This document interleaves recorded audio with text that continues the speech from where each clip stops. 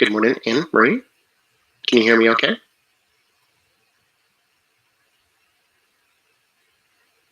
Don't forget to unmute. The bottom middle of your screen there. Good morning. Good morning or good afternoon. Perfect. Thank you so much for joining. We're just testing audio right now. We'll be starting here very shortly.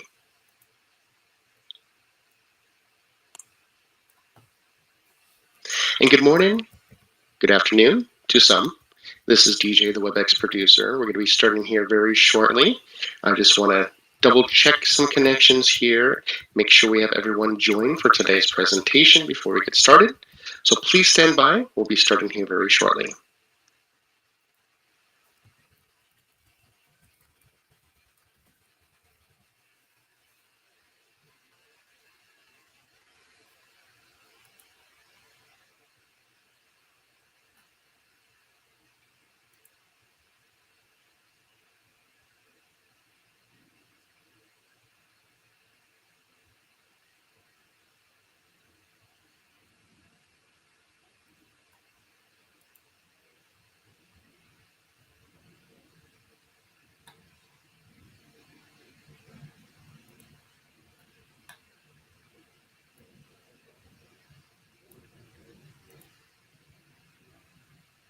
Thank you for joining, everyone. We'll be starting here very shortly. Please stand by for today's presentation, which is allowing time for additional attendees to join at this time. Please stand by.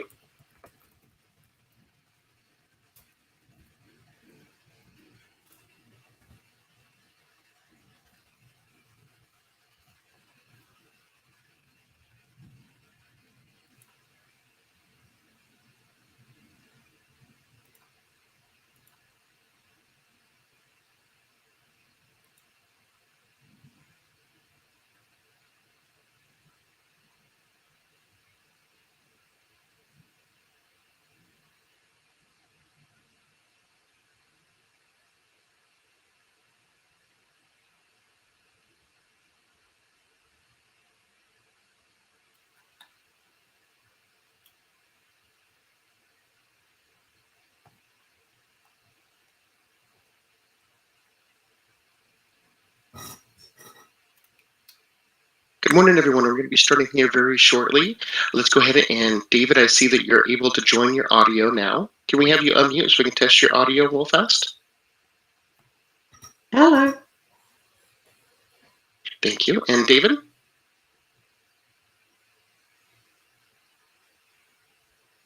going to go ahead and unmute you here. David, can you hear us? Okay. David Defalco?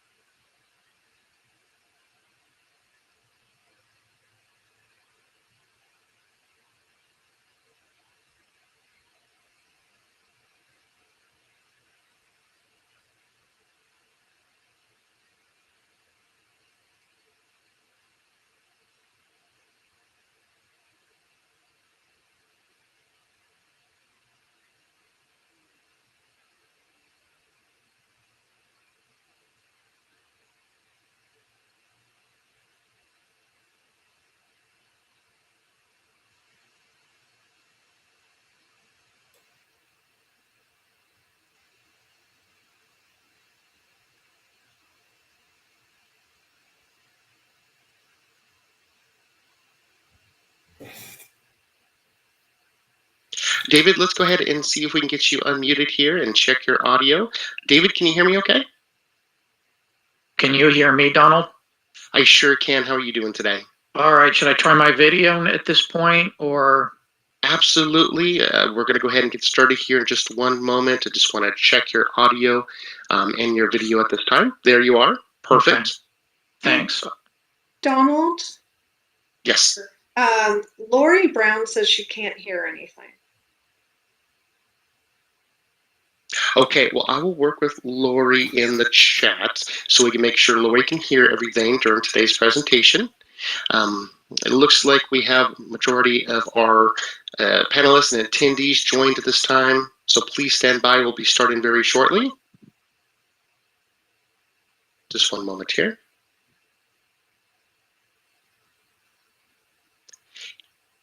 And please stand by.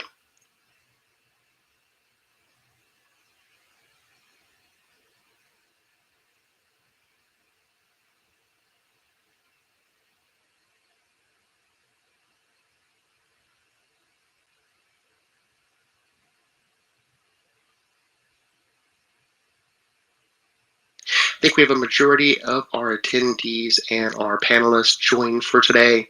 Let's go ahead and verify. Seth, are we all ready to go ahead and get started today? Pamela? So we have David, and we have our EU, and then we're just waiting for Diane, but that's about 10 minutes in. David, we good to go? Ian was running a little late because she was on another session that was running late, but I think we're already at 9:07, so I think hopefully she'll catch up. Perfect. All right, take it away, DJ. Thank you so much, everyone, for joining today's event. We're excited to have everyone here.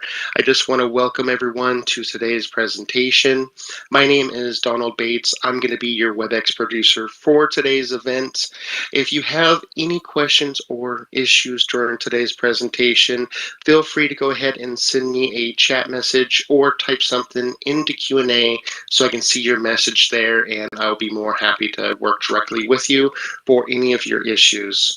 If you experience any technical difficulties, you can always dial 1-866-779-3239. During today's presentation, all participants will remain in listen-only mode. And also, just want to remind everyone, for today's presentation, you can ask questions using the Q&A panel. Just a reminder to open up your Q&A panel. Make sure to click on the three dots in the lower right-hand corner of your screen. Click on the three dots now. Make sure you find and locate the word Q&A. Make sure you turn that on now so you can have your questions ready to start submitting those so we can see those questions. And we will get to the Q&A portions of today's events, and we'll be more than happy to answer as many questions as we can. You can also, for today's Q&A, raise your hand and ask live questions. To do this, make sure you have your participants panel on the right-hand side of your screen open.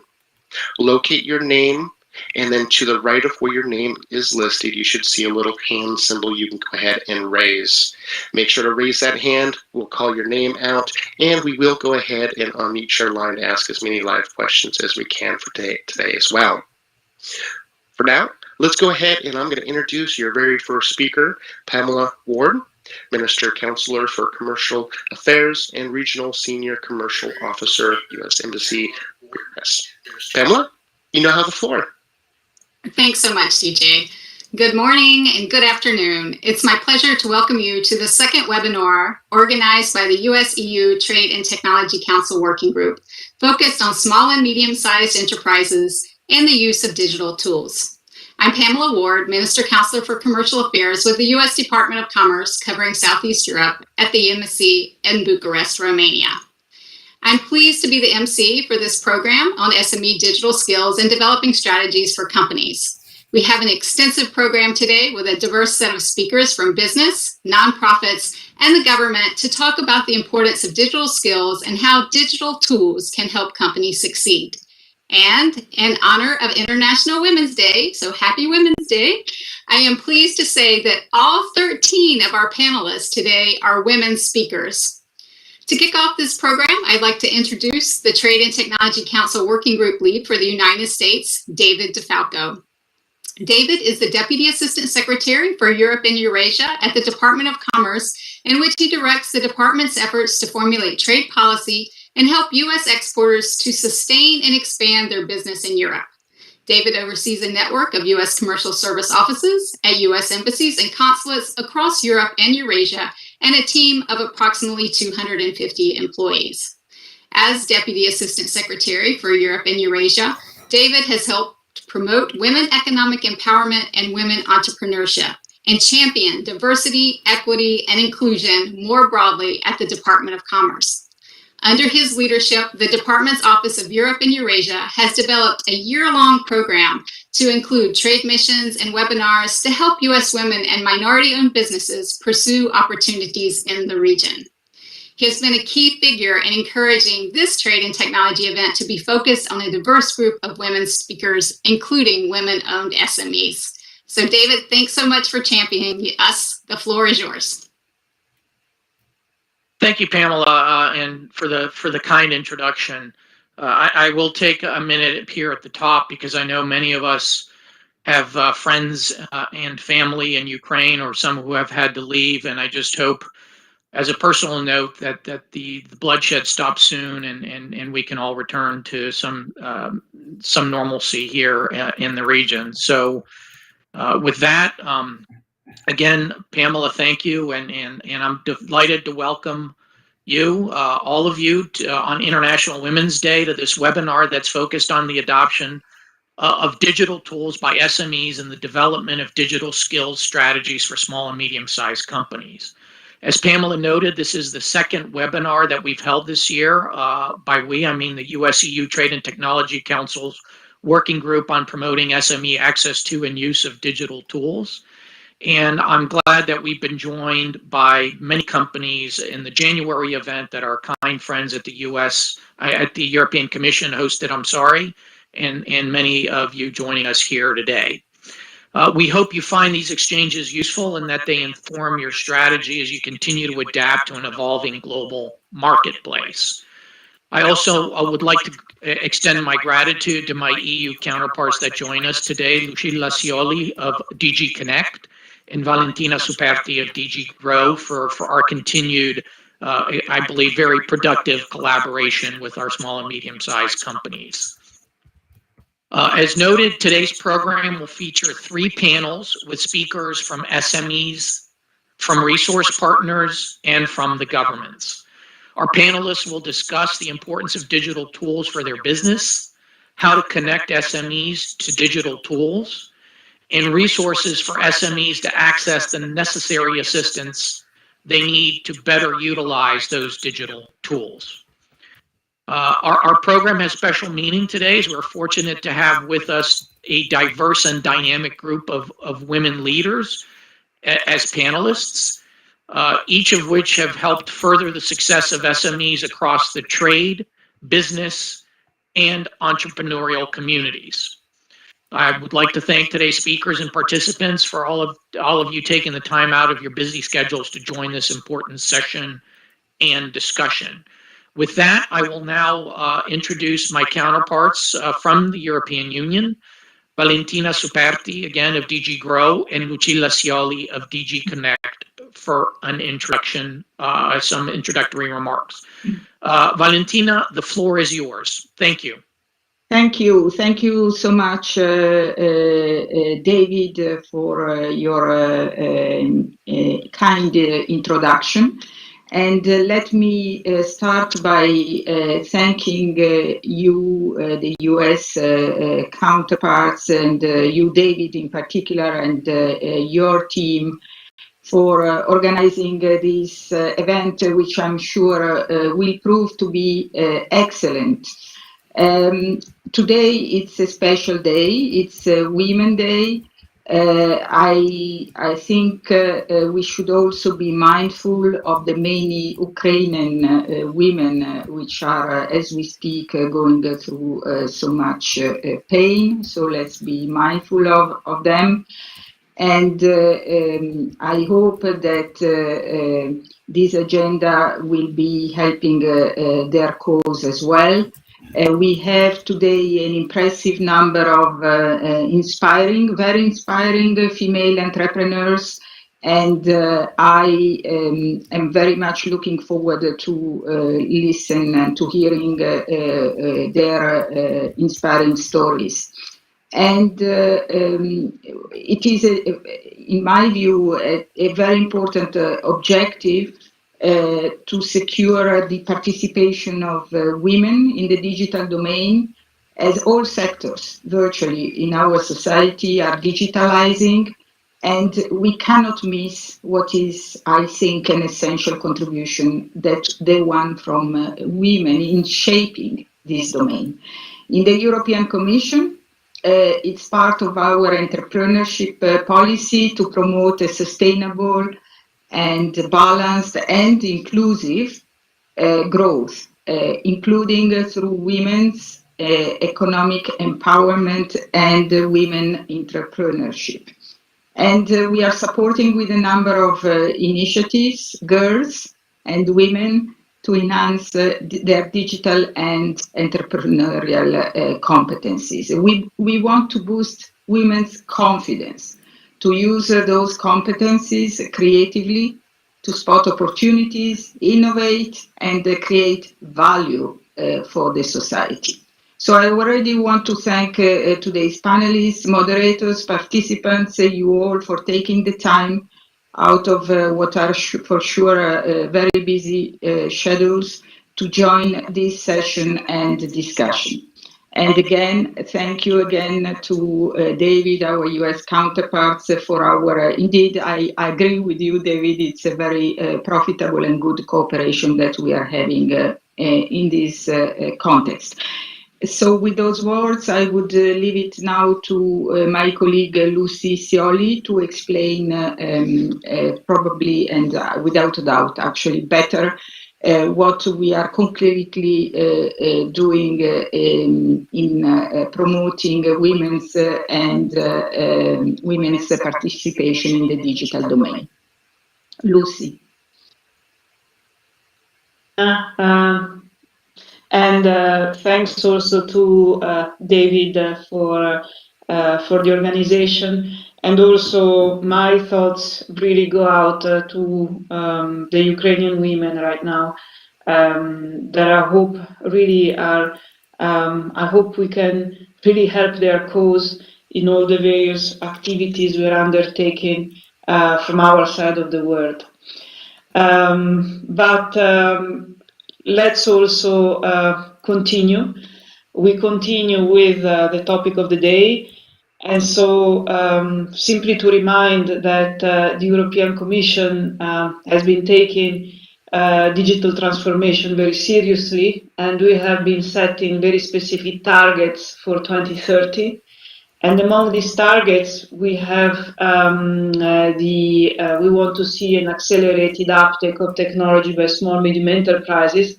For example, we would like to have at least 75% of companies using cloud computing or artificial intelligence or big data. And then we would like to have almost all our small medium enterprises having basic levels of digitalization. And to achieve these targets, we make use of organizations called digital innovation hubs. They assist small and medium-sized companies in their strategies for digitalization, but also in training the workforce if necessary. Because for all this, digital skills, of course, are essential. And in our digital decade targets, we also have targets that relate to digital skills. We would like to have 20 million ICT professionals by 2030, and right now we only have 8.4 million of them. And of course, we know that to be able to increase this number and achieve our 20 million, a very important part will be played in particular by women and girls, which are now too little in terms of their participation to the, let's say, ICT labor force. So let's say that in Europe, 80% or a bit more than 80% of ICT specialists are men. And this really makes us see how this number and the figures would change if there was a greater participation of women. And we need to have these numbers, and we need to have these numbers because small medium enterprises in all the sectors of the economy have to be able to use digital and have to be able to use advanced technologies. And so this calls for new types of training and education, new disciplines at university, and really it imposes all governments to have to shift gears altogether and try to find a solution to these gaps that we observe in our economies as the digital transformation accelerates. The European Commission has now started a structured dialogue on digital skills, and which will also look at the issues of small medium enterprises. And this is really led by the top of our organization, by the President and the Vice President of the Commission. And then we have other activities. For example, we launched the Digital Skills and Jobs Coalition to upskill and retrain the workforce, in particular for small medium enterprises. And I'm very glad to see that among the speakers today, we have Saskia Von Uffalen, who is a digital champion of Belgium, who's been very active in the Digital Skills Coalition, and she has set up the Belgian Digital Skills Coalition and has been very active in this topic in general. And last but not least, a number of departments of the European Commission works on a pact for skills. And this is a governance model that calls for industry and employers and social partners to mobilize and commit to upskill and reskill. And companies, of course, play an important role in providing the training that is necessary. And so next to the government's effort, we must have the involvement of industry.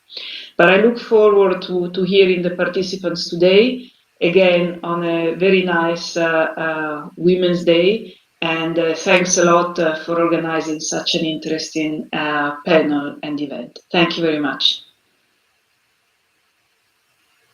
Thank you, Lucy. Thank you, Valentina. And I think you teed up very nicely the importance of getting digital skills and strategies right. And pleased to hear the efforts that we know you're taking. And hopefully, as you note, we'll get some good questions and maybe some recommendations from both the panelists and the participants that we can translate into action going forward, because I think that's important for both of us, US and EU, to be able to respond and act to the benefit of our SMEs, especially our women and minority-owned businesses.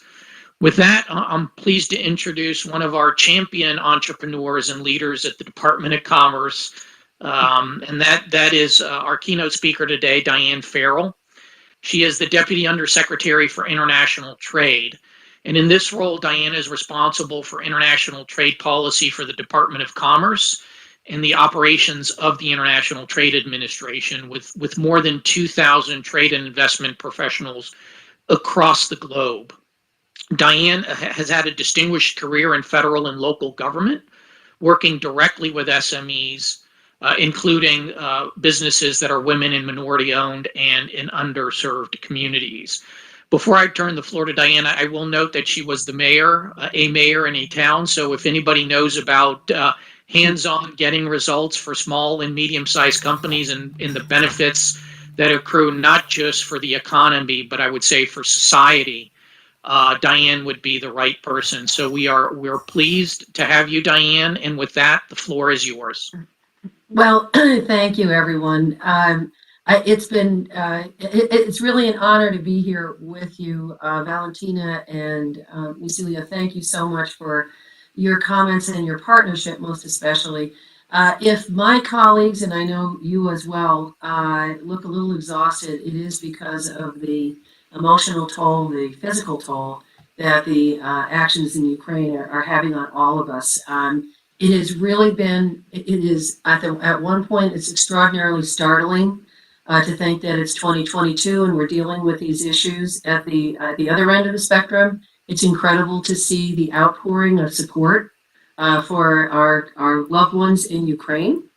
And so I just want to say thank you. I know how hard the team at Commerce is working, David, Pam, all of our colleagues in the EU and frankly across the United States as well, to try and bring some comfort and support to those individuals who have been victimized by a completely senseless and needless aggressive action.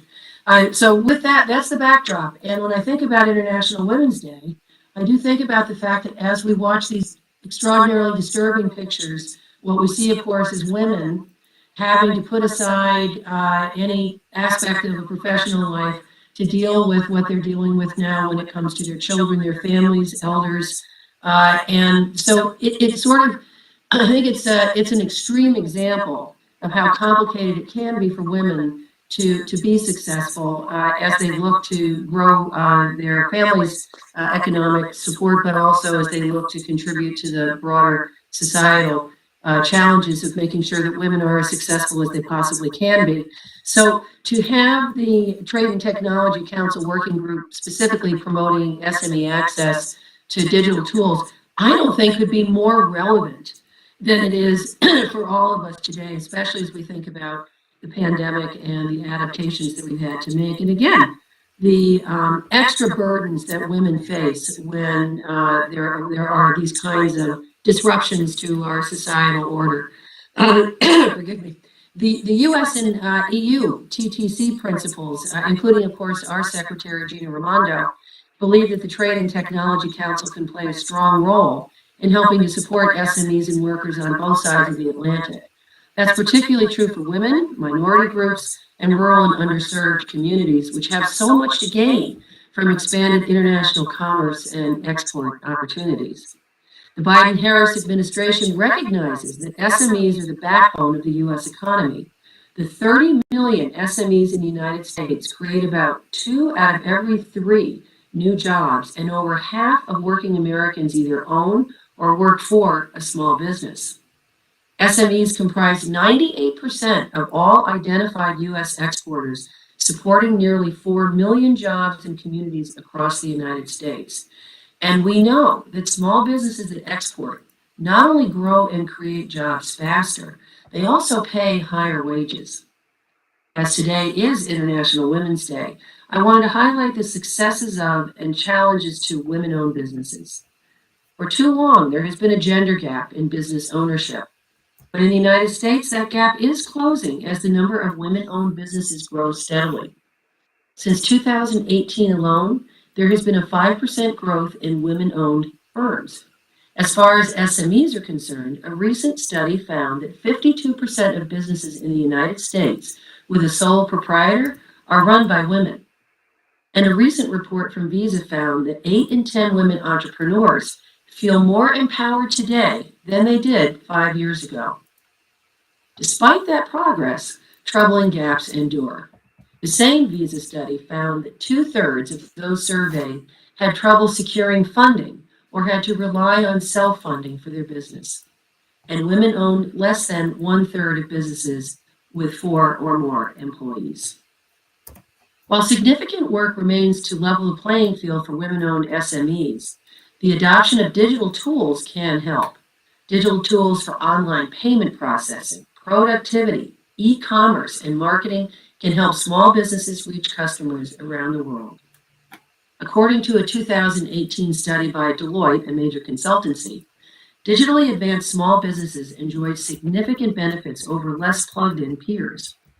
They earned twice as much revenue per employee, experienced nearly 4 times the revenue growth, and were 3 times as likely to have exported during the previous year.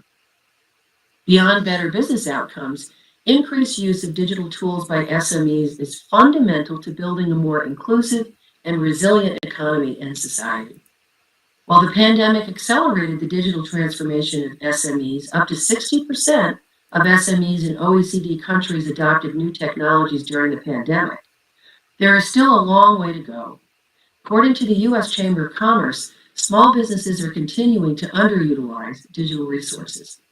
And SMEs face a variety of obstacles to digitization, including gaps in digital skills and insufficient capital. I am pleased that the Trade and Technology Council is committed to addressing these important issues head-on. And I am pleased that our speakers today, all of whom are women, representing SMEs, resource partners, and government alike, have agreed to share their experiences with digitization and to offer their strategies and tips to help SMEs on both sides of the Atlantic succeed using digital tools. I look forward to hearing from the participants today on this important subject, and I look forward to seeing how the Trade and Technology Council's recommendations can help SMEs in the European Union and the United States to promote and benefit the use of digital tools. Thank you. Over to you, David. Thank you, Diane. Thanks very much. And with that, I'll turn it over to Pamela to start the program. Thank you, everyone. Pamela, the floor is yours. And thanks to all the chairs for your insightful remarks. And Deputy Undersecretary Farrell, thank you very much, especially for your comments about what's happening in the Ukraine and all of your support for the team here and in the region, and then your well wishes for the remainder of the program and the working group. And as I'm sure you're well know, but let me just share with everyone, we're very pleased that we'll have our Vice President Harris will travel to Warsaw and Bucharest later this week, and her visit will demonstrate the strength and unity of the NATO alliance. And it will also highlight our collective efforts to support the people of Ukraine. So I'm very pleased that we will now begin our first panel, and I would like to introduce my colleague, Lori Cooper, as the moderator for our first panel with our representatives from the SME community. Lori is the SME coordinator in the Office of Europe and Eurasia for the Department of Commerce. She has extensive transatlantic experience engaging on SME issues.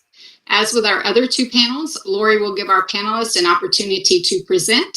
She will ask some questions of the panelists and then take questions from the audience. So please type them in to the Q&A or raise your hand, and we'll give you the opportunity to ask questions after the presentations. Lori, the floor is yours. Thank you, Pamela.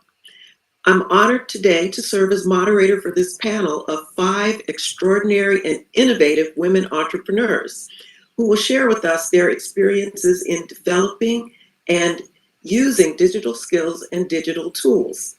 I'll introduce each one prior to their presentation, and then we'll have time for question and answer at the end.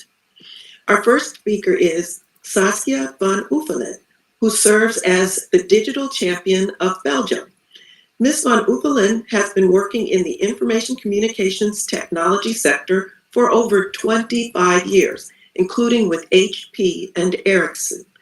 In 2012, she was appointed Digital Champion for Belgium, representing the European Commission and leading the National Coalition for Digital Skills and Jobs for Belgium.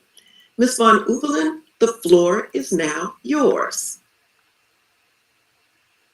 Good morning, good afternoon to everybody, and thanks for giving me the chance. I just wanted to pick up once on the today, the International Women's Day. It is obvious I'm not an engineer. I normally should be in front of the classroom or give physical education to kids, but I've been active in the technology sector for years, and it shows that we need all kinds of profiles. If we talk about women and inclusion, we also need to talk about ages. We also need to talk about genders.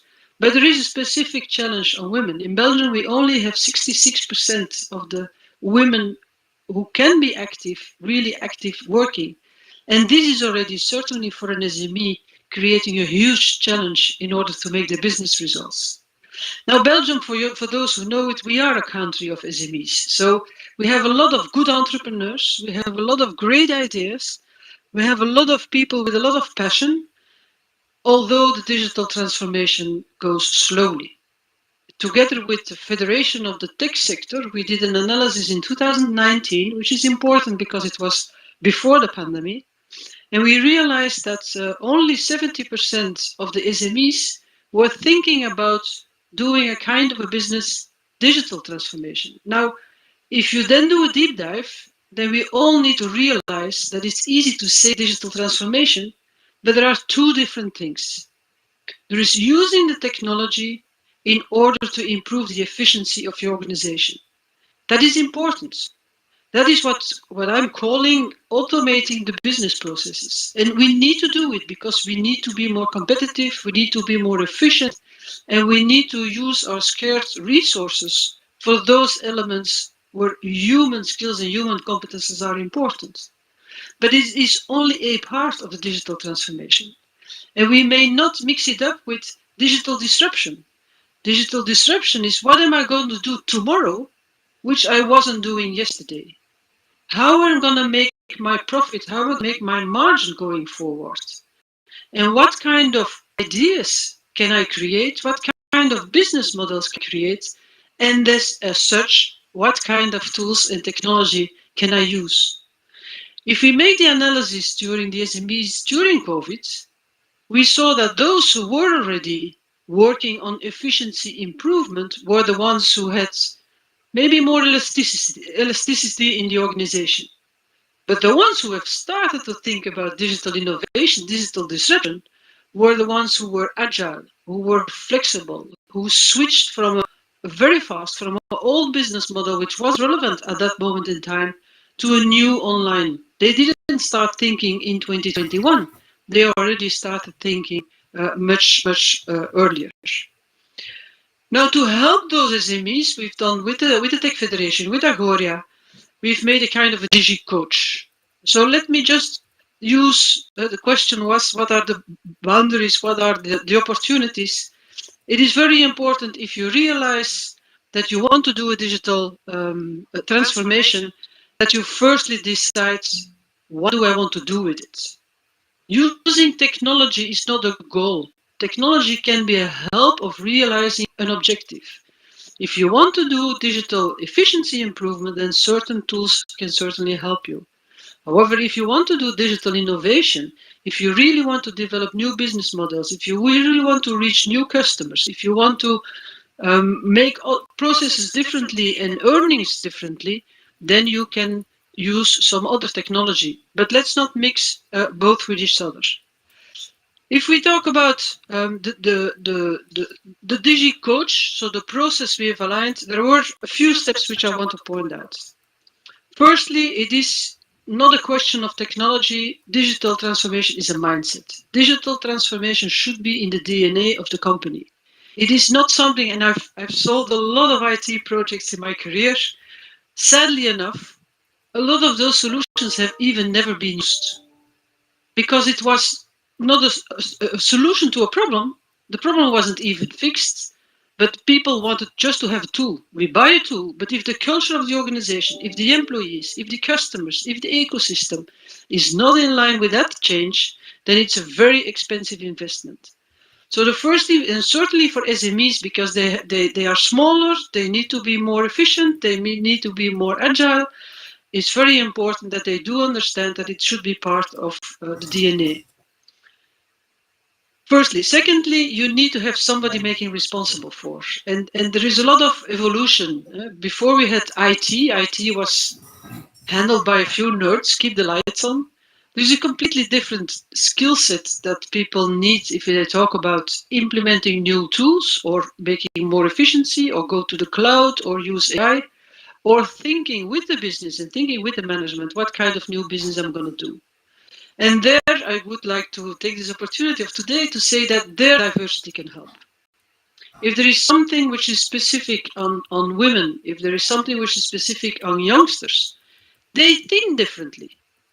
We need diversity, not because of the sake of the quotas, but we need diversity to increase our ideas, to boost our creativity. And that's why I'm saying also Europe with the 27 digital skills, creativity is one of digital competence. Empathical behavior, thinking multidisciplinary are also digital competences which are very important if you want to boost that activity around digital innovation. Thirdly is use the ecosystem, and certainly an SME. Maybe a bigger company has a lot of deep pockets where they can invest in all technology. But I think the force of an SME is be part of an ecosystem. But remember that your ecosystem cannot be limited to your current competition. In a connected world, the competition is not coming out of the sector.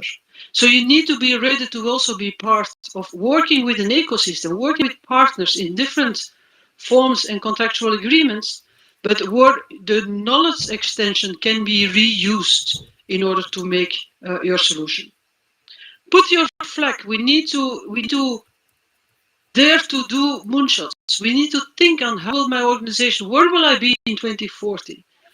What purpose in the society will I serve in 2040? And then we can make a plan in order to go there, and then we can use the right tools. And the last aspect is there needs to be a sense of urgency. I'm always a little bit nervous and stressed if I have this kind of opportunities to present in a panel, because then I think that later in the discussion the world's policy will fall. And policy for me is slowing down things. I think the houses of a lot of SMEs are on fire. We need early stage source. We need really pragmatic freedom, which makes our smaller organizations flexible, agile, but certainly the first in the row to have the really digital disruption done what the economy needs. Thank you. Thank you, Ms. Von Uffalen, very much for that presentation. Our next panelist is Ms. M.L. Mackey. Ms. Mackey is the CEO and co-founder of Beacon Interactive Systems, an award-winning provider of digital capabilities transforming operations for customers across the U.S. Department of Defense. As a strong advocate for entrepreneurship and small business, ML is the immediate past chair of the National Small Business Association, also known as NSBA, America's oldest nonpartisan small business advocacy organization. Ms. Mackey, the floor is now yours. Thank you. Good morning and good afternoon.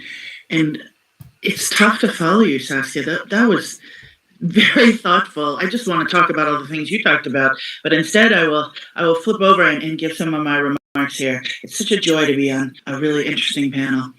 All right, so as Lori stated, my name is ML Mackey, and I'm the CEO of Beacon Interactive Systems. At Beacon, digital tools, digital transformation, to us, it's all about capacity. It's about increasing operational capacity without increasing capital expenditures. For context, a few years ago, we were asked by the U.S. Department of Defense to bring our commercial sector expertise in the digital transformation of desk-based work to the industrial frontline worker, the maintainers, the equipment operators. The resulting impact, the value that these digital capabilities have brought to bear for that large customer, is streamlined performance and improved visibility into both operational readiness and capacity. This same value proposition holds true for small and medium-sized enterprises. The ability to streamline how you operate, to know where things are at, and confidently bid on work with a clear picture of your capacity and ability to deliver is a tremendously valuable impact for SMEs. It levels the playing field and enables companies like Beacon to punch above their weight. It enables us to engage in a nimble, agile, responsive, and confident manner, confident of our capacity and ability to engage, both in a real-time and a projected state. This enables SMEs to consistently deliver that focused niche strength that is the power of small business and the significant value add to global supply chains, to those system of systems delivered capabilities necessary for a healthy economic ecosystem. From a funding perspective, what governments can do to help promulgate this value proposition is to provide the infrastructure, not just the network or the internet access, but the digital tools themselves, and provide them in an affordable and secure manner. Perhaps in some type of subsidized manner until those industrial-based digital tools become as ubiquitously available and economically feasible for small businesses as signing up for cloud-based access to QuickBooks is today. From a policy perspective, although I understand the slowness of policymaking, I'm still going to recommend that from a policy perspective, governments can incent digital connectivity from large companies to the SMEs and their supply chains, making sure that as they do so, they are not inadvertently creating the unintended burden on SMEs of double entry, that there's a thoughtful and a purposeful way to integrate systems and share information up and down the supply chain. Perhaps supporting working groups actively define standard interfaces for data exchange, and then rewarding the companies that engage proactively with these standards with some type of economic incentive. To be clear, I'm not suggesting that government should, in perpetuity, provide financial support or subsidies to small businesses just because they're small. But there's an urgency to this transformation that is critical to maintaining and growing the small business ecosystem that is so important from both an economic and an innovation standpoint. And with that commentary and with those thoughts, I will hand the WebEx microphone back over to you, Lori. Thank you, Ms. Mackey, very much for your presentation. And our next panelist is Lisa Lange. Ms. Lange currently serves as Director for EU Affairs and Policy at the European Institute of Innovation and Technology, Climate KIC. She has gained recognition as one of Forbes Europe's top 50 women in tech. And she has founded highly recognized companies like Electrocouture, The Powerhouse, and FNDMT. Ms. Lange, the floor is now yours. A very warm and sunny hello from Brussels. I actually looked at my calendar and realized that like almost exact 10 years ago, at one of my first panels as a beginning entrepreneur, I got asked the questions, what do you think is the secret sauce of like you single female founder? There weren't a lot of that in the space of fashion technology back then. What do you think is the most important part you bring into the room? And I said, love. And I still stand to that because, you know, it includes everything. It includes the social intelligence, diversity, but also a certain amount of pragmatism you need to run a company. And that part of pragmatism just means, you know, apply digital tools. When I started, I realized that, you know, I was like so early in this field that I deliberately didn't reach for investment because, you know, I'm not going to spend time presenting to all male panels what a single female founder is doing in a crazy intersection between materials and microelectronics. So I just decided to spend my time in building for growth and building for scale. And digital tools were just pragmatically the point to go. So, you know, I kind of became my own system engineer and web design host. You know, thank you to the internet. There were a lot of helpful people and posts out there. But I also built it because I wanted to have the freedom to build the world I wanted to be in. You know, with the words of Pippi Longstocking, written by the amazing entrepreneur Astrid Lindgren, who was a disruptor in her own right. I just build the world the way how I want to. And with saying building, that also means, of course, you need tools. You need a master architect, but also the master architect needs to know what kind of tools it's got. So they might change. They might come in different colors. And there is a process behind it to like learn, but everything starts with you. To say that I wasn't raised or built to be an entrepreneur. I didn't, you know, there's a whole myth around like you're born to be an entrepreneur.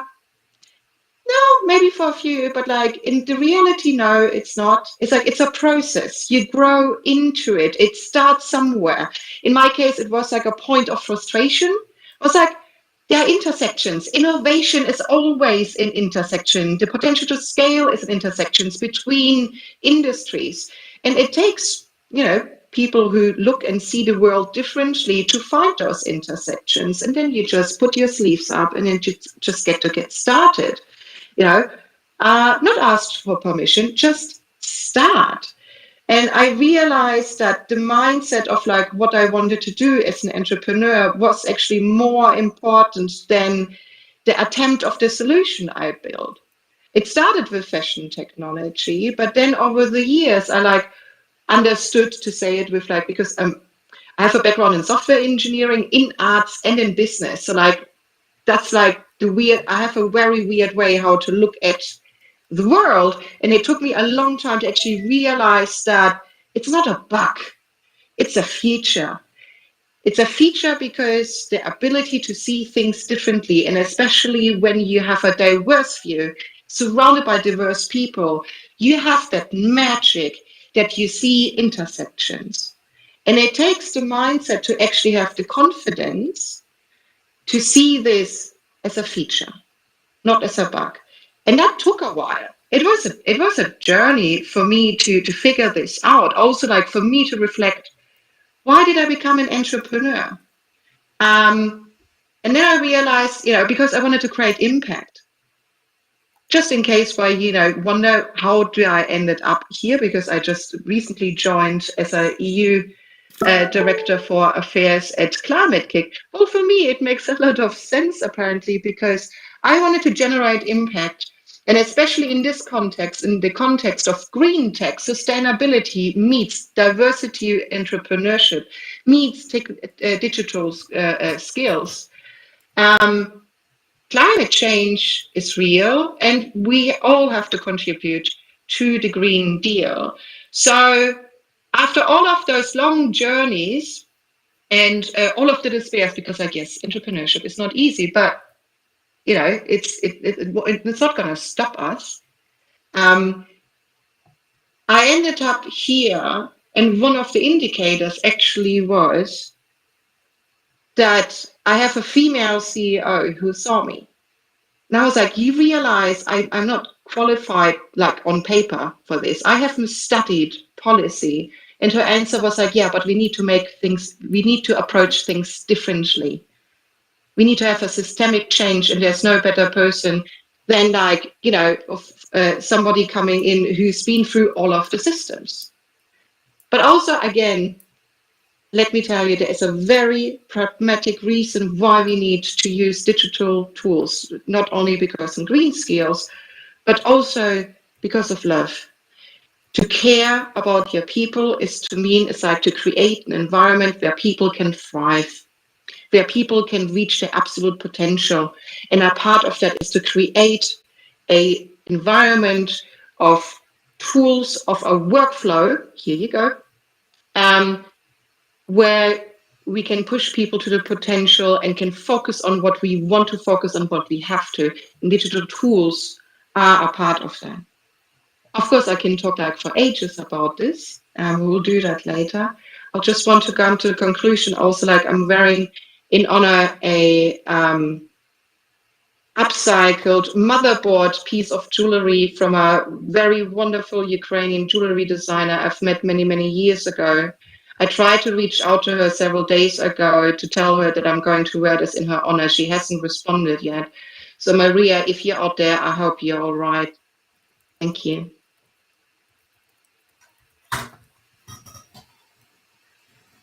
Thank you very much, Ms. Lange, for your presentation. Our next panelist is Tina Williams-Koroma. Ms. Williams-Koroma is a serial entrepreneur and founder of SideDeploy, which uses artificial intelligence and machine learning to create a cloud-based replica of a company's systems in order to test cybersecurity updates to IT systems and Internet of Things devices. Ms. Williams-Koroma, the floor is now yours. Hey everyone, it's certainly a pleasure and an honor to be participating in this discussion today. So as indicated as a part of my summary, SideDeploy does use artificial intelligence, and I know that's one digital technology that's been mentioned earlier. From a cybersecurity perspective, one of the most impactful trends that's happening right now on those in cybersecurity, SMEs in that field, is the continued workforce shortage, which is only being further complicated or extended by some of the Great Resignation, as it's being called, pursuant to or in response to some of the COVID workforce changes. So one of the sites that is always helpful to look at a reference when looking at the workforce shortage of subject matter experts, particularly in the cyber field, is one cyberseek.org. And that at any given time, just for the US alone, there's approximately 500,000 open cyber-related positions on any given day. But the need for cybersecurity expertise and knowledge continues to expand. So with this workforce shortage and also with the need growing, there's certainly a place for leveraging digital tools and technologies to expand what the current cyber workforce can do, subject matter experts. And that's where some technologies like artificial intelligence, machine learning become extremely impactful. One of the keys that I think is also something to keep in mind for innovators, SMEs in this field that are looking to create digital tools or leverage them, is to make sure that the tools have a specific focus or emphasis on usability. The UI UX experience around digital tools and technologies is extremely paramount. Because you don't want to have additional subject matter experts or subject matter expertise in order to just use a tool that is supposed to help close some of the gaps around the workforce shortages. So having tools that are created with a particular usability, ease of use, allows for subject matter experts and companies to start with potentially some more junior professionals coming into the field that would be able to use those tools and also continue to provide cybersecurity for their organizations as those junior professionals become subject matter expert themselves over time.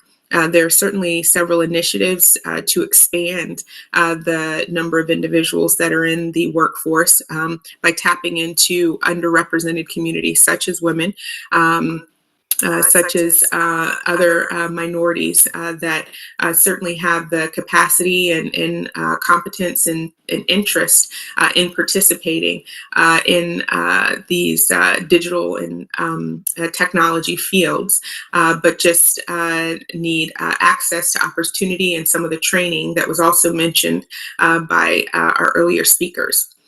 So from a digital transformation and tools perspective, certainly as it comes to cybersecurity in trying to provide technologies that allow for, in essence, buy us a little time until we can get the workforce up to the numbers that are needed for the growing problem and the growing demand around cybersecurity. So just takeaways, leveraging technologies that incorporate AI and ML, machine learning, artificial intelligence, and other digital tools that can help subject matter experts not get so burnt out, but can help them to maximize their time and support their efforts is really important. And then also making sure that as innovators that are designing and deploying digital tools and technologies in cybersecurity, to make sure that there's a specific emphasis on the user interaction and user experience, UI, UX, so that the tools are ones that can easily be put in the hands of more junior professionals, technologists, and still allow them to be impactful for the organizations they're supporting as those junior professionals become subject matter experts themselves. So I look forward to any questions that you all may have, and thank you again for this opportunity to participate today. Thank you, Ms. Williams-Koroma, very much for that presentation. And it's my pleasure now to introduce our final panelist, who is Ms. Tani Lopez. Ms. Lopez is a social media consultant, coach, and the CEO and founder of Tani Collective, a consultancy firm currently based in Cleveland, Ohio. Ms. Lopez has supported Fortune 500 companies with their digital strategy for over 8 years, including L'Oreal and Nike. Today, Ms. Lopez supports SMEs worldwide on how to navigate social media, and she helps them grow their business through social media management, consulting, coaching, and lectures. Ms. Lopez has worked with the U.S. Department of Commerce's Minority Business Development Agency and with the U.S. Export Assistance Center in Houston, Texas. Ms. Lopez, the floor is now yours. Great introduction. I'm very excited to be here today among other inspiring women. And I first want to say something that I feel like other people could take away, especially with it being International Women's Day. So here's to us women helping or healing and breaking generational curses or cycles, building our own tables, helping other women build wealth, creating a life we always dreamed of, voicing our opinions confidently, taking up space, and paving the way for other women, and lastly, showing what's possible for other women. And I was invited by another woman to this wonderful webinar, so I'm excited to get started here and help you all with digital skills that I've learned and used over the course of my career or even being an entrepreneur. So I'm going to present this now. And feel free as I go through this presentation to take screenshots. This is also why I put this together for you if you would like to take anything away. So thank you again, Lori, for the introduction. Like she said, I do have experience. I've gained professional experience working with bigger brands, but since 2 years ago, the start of the pandemic, I decided to pivot my career to helping more small and medium-sized businesses navigate social media for the growth of their business. So I was very inspired by meeting other people who looked just like me, who were just like me, and who were trying to navigate to promote their business in a time where it was very tough on us. So I just wanted to share a little introduction about who I am and what I'm about to share today. So the first thing that I want to highlight are the benefits of using digital tools. So the first is it helps you reach a broader audience. And the next is it helps you establish stronger connections, as well as grow a loyal community and build trust with your customers, clients, or your community out there. So like I said, if you want to take a screenshot, definitely feel free to. I won't go too deep into this because I know that I'm limited on time here. I could talk about these tools all day, but these have been very helpful in my career, even me building my business and also helping my clients navigate working on their business. So the first is Zoom. That's usually where I host my one-to-one coaching calls or even webinars, as well as later is the next one. If you were looking for a social media scheduler or even wanted to get deeper insights on your community, on what type of followers you have on your Instagram, Facebook, this is a really great tool for that. And as well as Canva, this is how I created this presentation. It's also a well-known design platform that many small business owners like to use for their business whenever they're creating graphics, any flyers and things of that.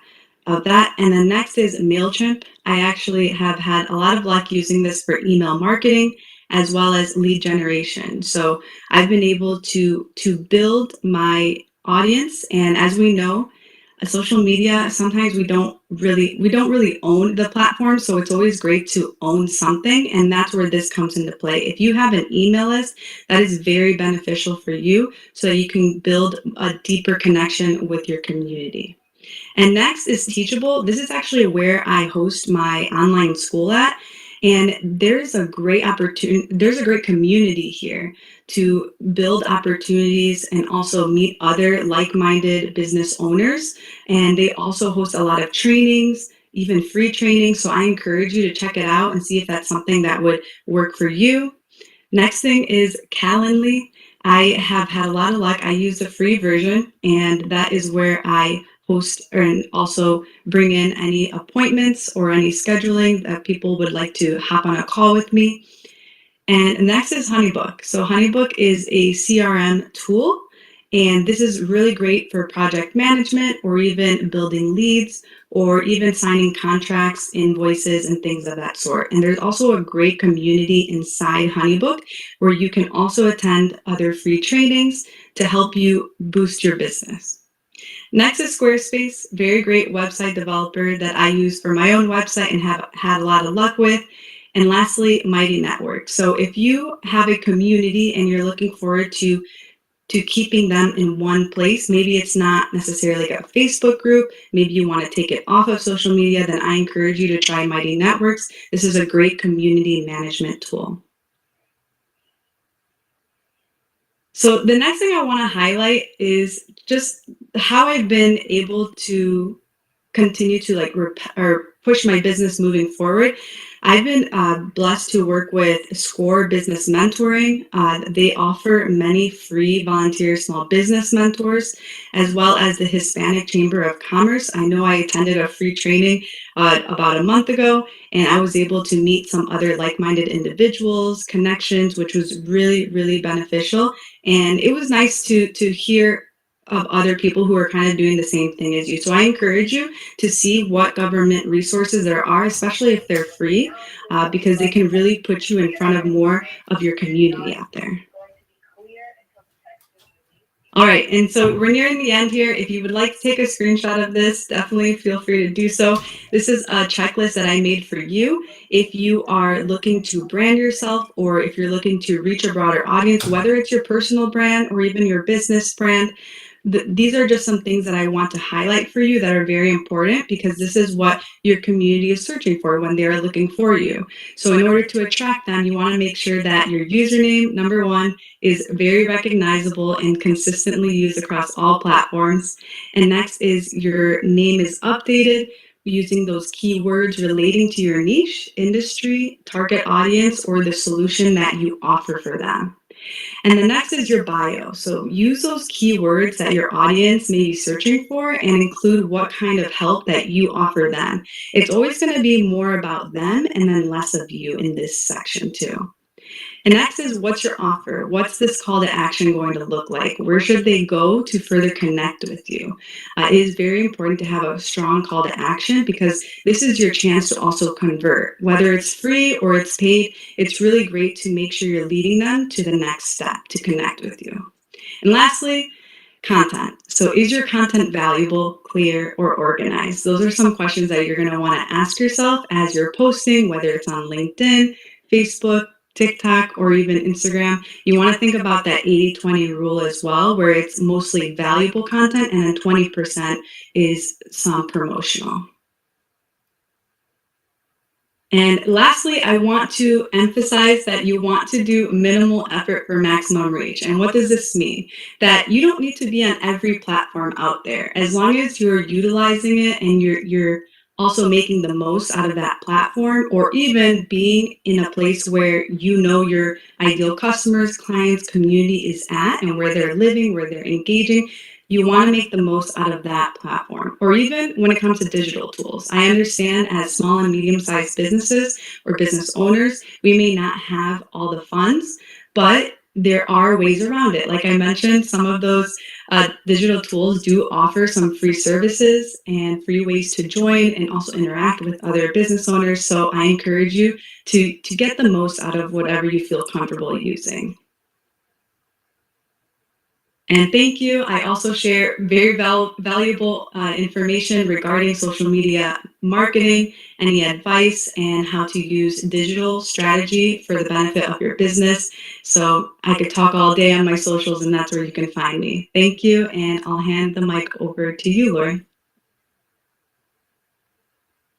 Thank you, Ms. Lopez, and thank you for your presentation and practical tips, which were wonderful. So that's the end of the presentations for panel number 1. At this time, I'll hand the mic back to our MC, Pamela Ward, who will help us launch our Q&A segment for panel 1. Pamela? Thanks so much, Lori, and thank you to our panelists. Please, we're looking forward to answering any questions you may have for the first panelist, so you can raise your hand or type it into the Q&A. I will say that listening to everyone, I love the idea of creativity from our very first speaker, and then we went into a great piece of jewelry by somebody being very creative from a Ukrainian woman, and we can have it marketed. So we can do a little entrepreneurial business right here with just the panel and the contacts that we have. It's absolutely beautiful. I don't see any hands up. I don't see any Q&A. DJ, do you? Am I missing it? No, you are absolutely correct. No Q&A hands raised at this time. So let me just repeat the instructions for anyone just joining. If you want to ask a question, it's very important that you open up the Q&A. You can find this by going to the lower right-hand corner of your screen. You should see 3 dots there at the very right-hand corner. Go ahead and click on that, and you should see a couple options for you. The very top one should be Q&A. Go ahead and click on that. Now you should see Q&A on the right side of your screen. This is where you're going to go ahead and type in your questions. So go ahead and hit the arrow next to Q&A to expand. Then type in your question into the text box at the bottom. Type that question in. Go ahead and hit send, and this will be able to be available for all the panelists to see those questions. And if you want to ask a live question, to do this, what you're going to do is you're going to open up the participant panel on the right-hand side of your screen as well. A lot of stuff on the right-hand side of your screen. So you're going to click on the word participants in the lower right-hand corner, and this will open up the list of all of our panelists today. And also, if you scroll down to the bottom, you should see your name listed there under attendees. Just to the right of your name, if you move your mouse over your name, you should see a hand symbol. If you click on that hand, we'll see your name and your hand raised. We'll be able to call out your name, unmute you to ask any live questions. Thank you very much. As I don't see any questions yet, I would like to put Saskia on the spot, if I may. She mentioned moonshot, and she also said SMEs are on fire, which I thought that was a great kickoff. And she said that policy is slowing us down. So Saskia, if you could come on and tell us, if you could moonshot for policymakers, what would you have us do? Well, I think the moonshot idea is the dream. All right, and my last book, There for Tomorrow, gives some insights. You need to put your dream far enough. So for policymakers, already think beyond the next elections, because we have the habit of, from businesses, to think about this quarter or this calendar year, and for politicians around this election period. No, we need to think for the next election. So 2050, 2000. Far enough. So that's the first thing. Secondly is we live in a connected world. There are no boundaries anymore. There is not something as an SME, because if an SME is bright, he or she is working in an ecosystem, and you got a very large corporation, which helped us, by the way, to pass through the COVID. My heart is with all those who were personally impacted, but which kept the economy pretty straight on their feet, because people were collaborating. It was a little bit a web of different companies. So don't think about your organization, your sector, your responsibility, your business. Have a dream. In my dream, me as a citizen of Europe, in 2040, I expect to have 1 invoice a month. And on that invoice, I should get my energy bill, my transport bill, my insurance bill, my telecom bill, the school for my kids, whatever. So between now and 2040, dear sectors, dear different politicians in different domains, start working together. Because me as a citizen, I will be in the driver's seat. And I will go with the company who is the most flexible, the most agile, the most ready to give what I want. And if that is a big worldwide company who is the first, then it's an opportunity missed for the SMEs. Let's hope they're working with SMEs if it is a big company. All right, I see 2 hands raised. I'm going to start with Birgit, and then Lisa, you're on deck.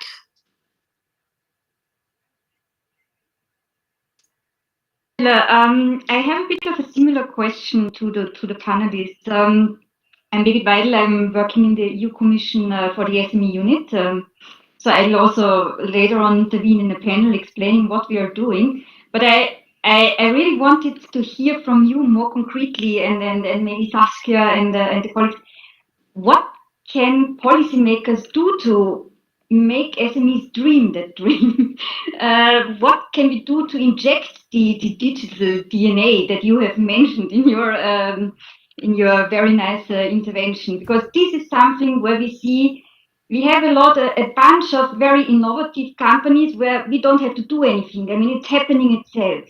But we have this very big majority of very, let's say, traditional companies who haven't yet had this reflex. So I'm wondering, how can we wake them up, or how can we make them dream, if you would like you put it. Well, I see that Saskia wants to answer that. She's already got her hand back up, so I'm going to let her go because she started us on this path. You know, I'm a boomer. So I'm born in a non-digital world, and on top of that, I'm not an engineer. So what helped me a lot the last years, and I'm doing my role as digital champion for 10 years now, I had the honor of starting with the first commissioner responsible for digital agenda, which was also a lady, Nelly Cruz. And what she has learned me is to talk with the youngsters, because the world in 2050, I still see it as my world. Let's take all our smartphones and look to the icon of a telephone. It doesn't exist anymore. Or take an icon of saving a document, which is a diskette. I mean, most of the youngsters have never seen that. So if you want to know the dream of an SME, then ask the youngsters. Great point. All right, I'm going to let Lisa go, and then ML, and then that will close out our Q&A. Thank you. Thanks for that. Also, to build on what Saskia just said, is like, is to give access. I think like we all here on the panel, we are really good examples of like, starting in digital, going in different pathways and getting involved. And the next level is policy. So like, creating a sense of ownership of like those entrepreneurs out there in all genders and all diversity to more actively participate in the policy making. And that's on the one side, it's a very mechanical process because, learn the system, learn the tools. But also it gives a great pathway in the sustainability of policy making, of just like have diverse voices in the room. The Brussels bubble comes exactly across that. It's a bubble. So like, imagine if we just like open it up proactively, and it's, especially of course to women, it's like, we give you permission, we want you here. Be a part of the process. That also means, of course, to the policymakers, that means you have to train them and just like, okay, so with all of the abbreviations, with all of those words, we actually mean this. So like, we have to put in some effort to elevate some people up. But also, that was my experience. It's like, I kind of stumbled in this, but I got fascinated. And over the years, I've learned to get into the system. And that's also something what we can do is like elevate people around us to come with us on the journey. Thank you so much, Lisa. I 100% agree. And it's interventions like this, right, where we're talking together. It's government and private sector coming together. We're learning from each other to move things forward, which I absolutely love. I think it's all about partnership and collaboration. And ML, over to you for our last question, please. So I understand we have a time commitment here, but I did want to share with the attendees and specifically address that question. And I think what I'm going to do is emphasize a lot of what Lisa said, but I will do it from the perspective of the National Small Business Association, and that a work of a diverse group of small businesses from across the country, and how we engage together and how we engage with policymakers to inform the realities of the impact of policy decisions made. So one, I think you need to be purposeful about what you're trying to accomplish. Two, you need to be purposeful about what impact you want to make. Often in the US, legislative process or policy process, there's a lot of tax benefits that are given, which aren't always as meaningful to small business because we don't have that horizon. We're much more like, it's got to affect me now if I'm going to make a choice on it kind of thing. So I can't emphasize enough bringing folks together from, Lisa, I think you also said outside the Brussels bubble, but outside of one community and a really diverse group is important. The second thing that I will share with you, and then I will certainly hand back to you, Pamela, is the other thing that we find really important with NSVA is when legislators and policymakers hold up examples of positive impact, of good outcomes, so that small business owners who are so busy running their business understand how to look at something and say, oh, it could make that impact for me. I can go after it and look, and here's the enabling capability. So I don't know if that's a carrot and a stick, but maybe it's both carrots, I'm not really sure, but the policy and the shining example. So with that, I will close out. Thank you so much for that. And I want to thank every single one of our panelists. I think this was a fantastic way to start our discussion, and really appreciate your sharing your experiences, your insights, the moonshots, the future, where we're going. Thank you so much. And Laurie, thank you so much for moderating the panel for us. And so before our next panel on digital tools from our resource partners, let's take a 5-minute break. But I think we do this for clapping, lots of hand clapping for our first panel. Really appreciate it. Thank you again so much. So we'll take 5 minutes and resume at, 5:26 my time, which is 4:26 in Brussels. And what is that, 10:26 in DC. Seth, you can correct my math if you'd like, or my clock, my virtual clocks. But we'll see everyone back in 5 minutes. And thank you again.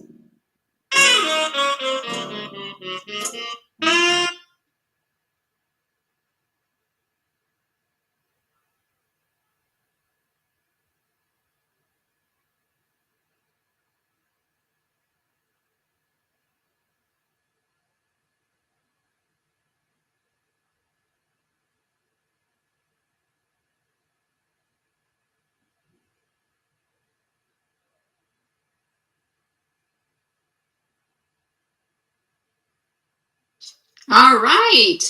Thank you, everyone. I hope you enjoyed your 5-minute quick break and are ready for our next panel.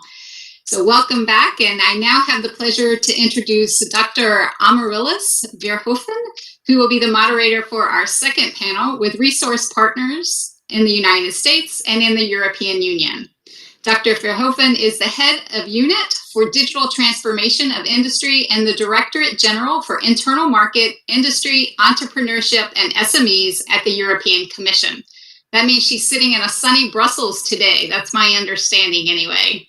She is in charge of promoting the development of the digital economy and contributing to the EU's digital resilience by bolstering the EU's digital capacity. As a reminder, we look forward to questions from the audience, so please type those in the chat box or raise your hand and we'll give you an opportunity to ask your questions at the end. And I'm going to steal from ML. Dr. Verhoeven, the WebEx mic is now yours. Afternoon to all of you. It's already evening. It's still morning in the United States.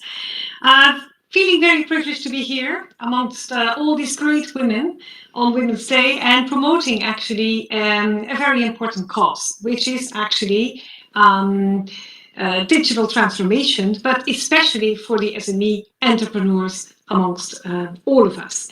And yes, so here we are with the second panel after having listened to all the entrepreneurs themselves. We will now listen to those that are actually making a living of trying to help the SMEs and the women getting up and running. So it's basically the panel on women for women, if you allow me to say that.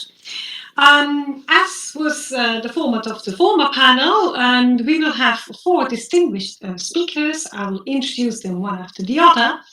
And once I've introduced them, they will have 3 to 5 minutes to make opening statements, explaining what they do basically to help entrepreneurs, SMEs in particular, reap the benefits of the digital transformation, use digital tools. And my first speaker here will be Simona Rajczek.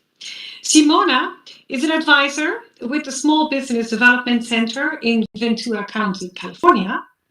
She's also CEO and founder of Just Down the Street, which is an expert management company. And if that will not be enough, she also serves as the president of Women in International Trade.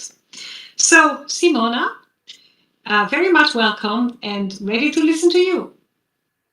Thank you, and hello and happy International Women's Day. Thank you to the Small Business Administration and the Department of Commerce for today's invitation. I'm delighted to be here today with 13 inspiring women in trade leaders and colleagues from the United States and European Union, sharing their stories of success and resilience. I would also like to acknowledge the suffering of the women of Ukraine, the people of Ukraine, and all the refugees around the world who need our support and action. I am a Romanian American. I'm participating from Los Angeles, California. I am, in addition to Amaryllis' introduction, I'm the director of global trade at Getting to Global, an innovative technology company. And one of my roles at Getting to Global is to serve as an international expansion advisor for the Los Angeles Small Business Development Center and other SBDCs in the United States, like the Ventura and San Diego centers. America's SBDCs are funded in part through a cooperative agreement with the US SBA. We have about 1,000 centers, local centers throughout the nation, available to provide no-cost one-on-one business technical advising and low-cost training to new and existing SMEs. I also serve in the nonprofit sector as the president of Organization of Women in International Trade, Orange County chapter. So in the private sector at Getting to Global, I help build and deploy digital solutions to support scale the work of trade organization, including access to resources and education. In the government sector at the SBDC centers, I provide one-on-one export advising and workshops. And in the nonprofit sector, I help build networks and community around the world that foster the advancement of women in international trade. An advisor power is breaking down the roadblocks, the trade barriers by finding the right solutions. So today I'm going to focus mostly on my work at the Los Angeles SBDC Center, where we have about 400 SMEs looking to use global markets as a catalyst for innovation and growth. And of course, I'm not alone in supporting 400 companies. I have a team of trade advisors, and I have many advisors in different areas of business to support as needed. And many of these SMEs realize the potential of e-commerce and cross-border e-commerce and used it to reinvent their business model during the pandemic, during a difficult time. So when it comes to all things digital, there are 3 areas of support that we focus on at SBDC: e-commerce, digital literacy, and education. Under the e-commerce area, helping SMEs navigate their e-commerce development, starting with e-commerce preparedness. Are companies ready to sell online? And then moving into using digital tools and understanding which e-commerce and cross-border tools to embrace. One of the digital tools we use at the LA SBDC is an e-commerce accelerator education solution. It's built by Getting to Global and is used by many SBDC centers to accelerate companies through the e-commerce decision, starting with the 4 P's of preparedness. Product. Is my product ready to be sold online? People. Do my people, my employees know and have the skills to successfully manage the e-commerce presence? Processes. Do we have the right process in place? Do we have the internal maturity to open and manage a new sales channel or multiple sales channels online through both e-commerce and cross-border e-commerce? Price and profit. Do we have access to the capital we need to launch an e-commerce process? And this opens a new conversation on trade financing resources that we don't have time right now for, but for example, using SBA Export Express loan guarantee to support your e-commerce development is a solution. Also, how do we address, as governments, how do we address the trade finance gap that exists? So e-commerce starts with preparedness assessment, that moves into using educational digital tools to accelerate clients through basic e-commerce decisions. So what are the tools that support e-commerce? Where should I sell? Marketplace, my own website. Should I have an international website or not? What platform should I use? Shopify, Magento, BigCommerce. There's so many options out there. Should I choose Amazon or Mercado Libre for South America, beyond Amazon in UK or Otto in Germany? Then moving into the multi-layers option when it comes to logistic optimization, customer experience, compliance issue, duties, taxes, currency conversion. Should I use free trade zones in EU, in European Union entry strategy? If so, do my clients know that some free trade zones in certain countries in Europe charge VAT tax upfront instead of only when shipment is sent to customers? So these are things that, as advisor, I need to be aware of in order to support my clients make the right decision. So e-commerce is a whole new selling channel and channels, and channels, and realizing the power of omni-channel management is key. However, the first thing I talk with customers when it comes to e-commerce is understanding how much should an SME spend on e-commerce. So if you divide a company financial, you should always strive for a 50% margin, 20% cost of goods sold, 15% admin. But a company should always strive to have at least 10% operating margin to support marketing activities. Now, this operating margin has to be divided between international and domestic marketing activities. And the challenge with e-commerce is that e-commerce wants you to spend more money on marketing and advertising, more money than you have. So when you make this advertising decision, you have to be very careful about where you put your money. It's important for companies to understand what their marketing budget is, how much of the budget will be dedicated to international marketing. So when a company comes to me and asks me, how should I spend money on e-commerce? My answer is always, what is your operating margin dedicated to e-commerce activities? So that is basic, but is a necessary conversation because before you move into the e-commerce roadmap. Then we move into the challenge of digital marketing and cutting through the noise and investing in organic contact to get traction. How do I build my brand overseas? How do I find my community overseas? Building the brand awareness, and it's building the brand awareness and volume that actually drives your company growth. Next is digital literacy, hiring people. So that's another area of focus at SBDC. Hiring people with proper digital skills is not an easy task for small companies. At SBDC, we're heavily engaged in addressing the digital skills gap through training. So introducing, for example, someone to an ERP system, it does not, and to how they should operate digitally does not work unless the digital literacy is there. So the lack of digital literacy drives up the cost of acquiring the talent, and this disproportionately affects SMEs because they often can compete in getting the talent they need. So as an SBDC advisor, I have to go in there and I have to help with the training. I have to address all of the other elements of operation, inventory management, and make sure that the employees, we train the employees that are there because it's much cheaper for SMEs to train employees. They don't hire the new ones. The next and last area of focus is education, educating SMEs on the type of digital tools they need. From payment to what ERP system to use. Large companies can afford big enterprise solutions, but what do small companies do? How do they streamline the process for payment, compliance, manufacturing, inventory management, and what kind of ERP system are available and are driving the SMEs? We have a gap between companies that have access to good ERP systems and SMEs who are trying to piece together small solutions to create efficiencies. So at SBDC, we focus on educating SMEs on how to choose their technology in a way that supports their operations. Whatever the digital tool is, at the end of the day, all these digital tools are creating information that must be interpreted.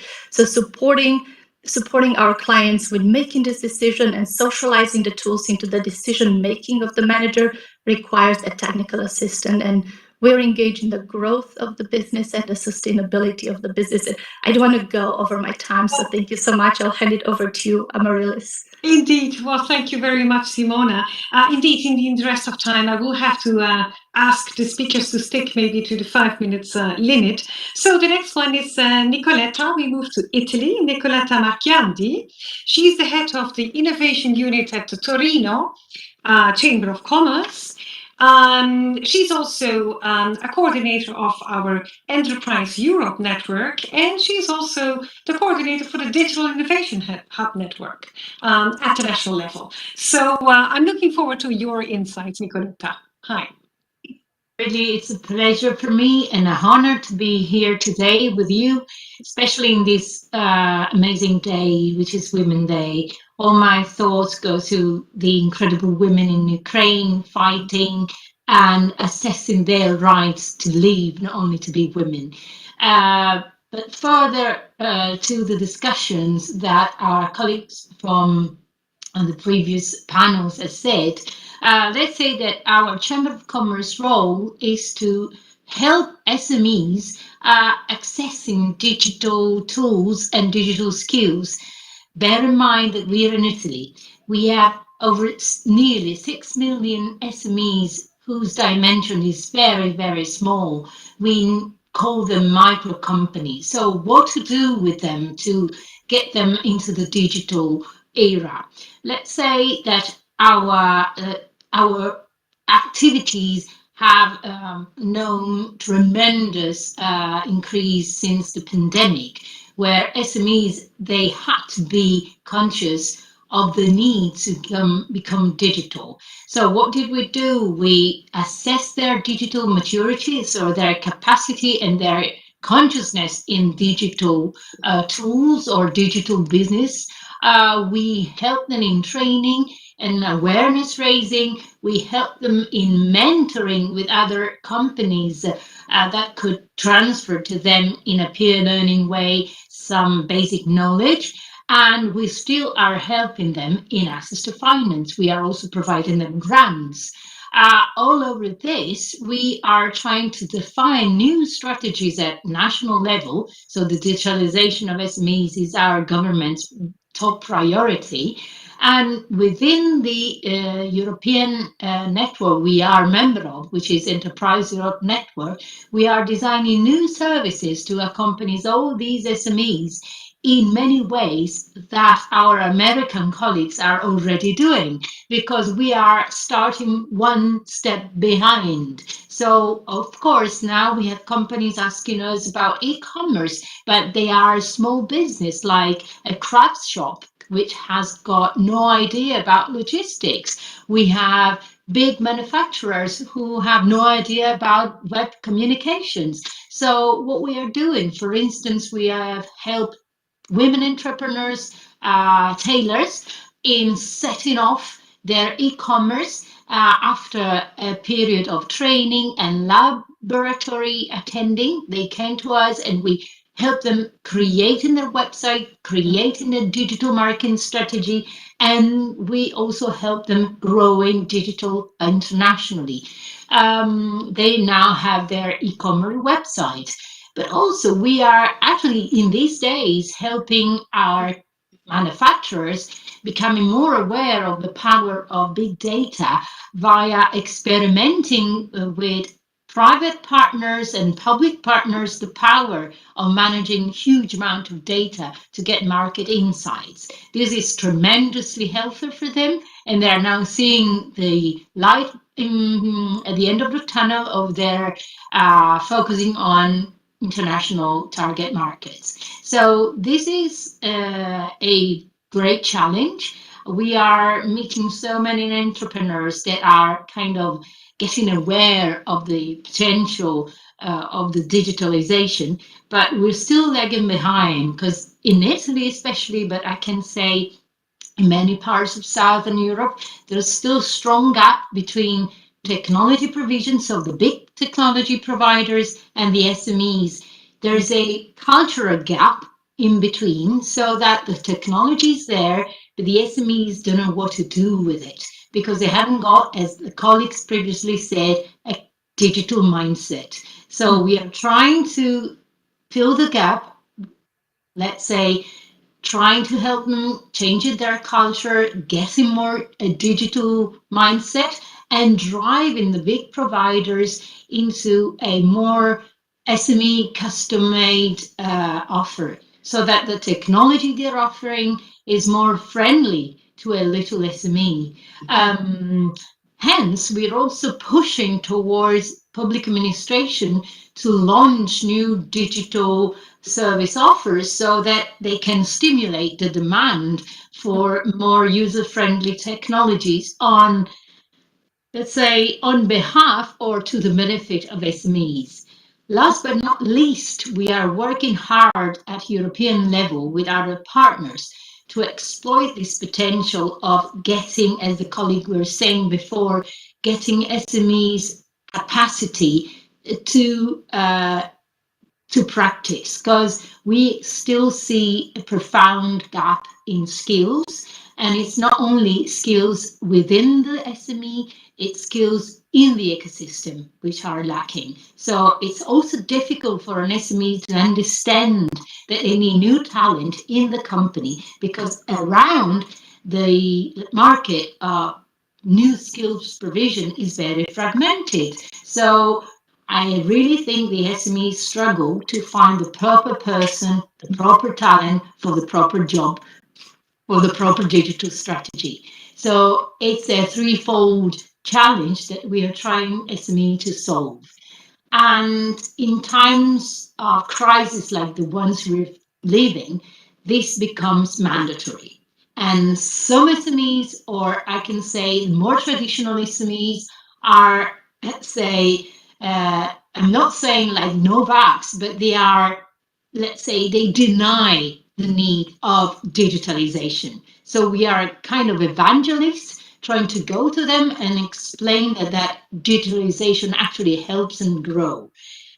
It's a tough job, I can say, because clients aren't always willing to listen to us, because they say, it's not my business. I'm just a little cheese producer. I don't need to export my cheese abroad. I just need to live in the area. But then they are realizing that at least some social media activity, a little website, and some logistics automation could help them, at least saving cost.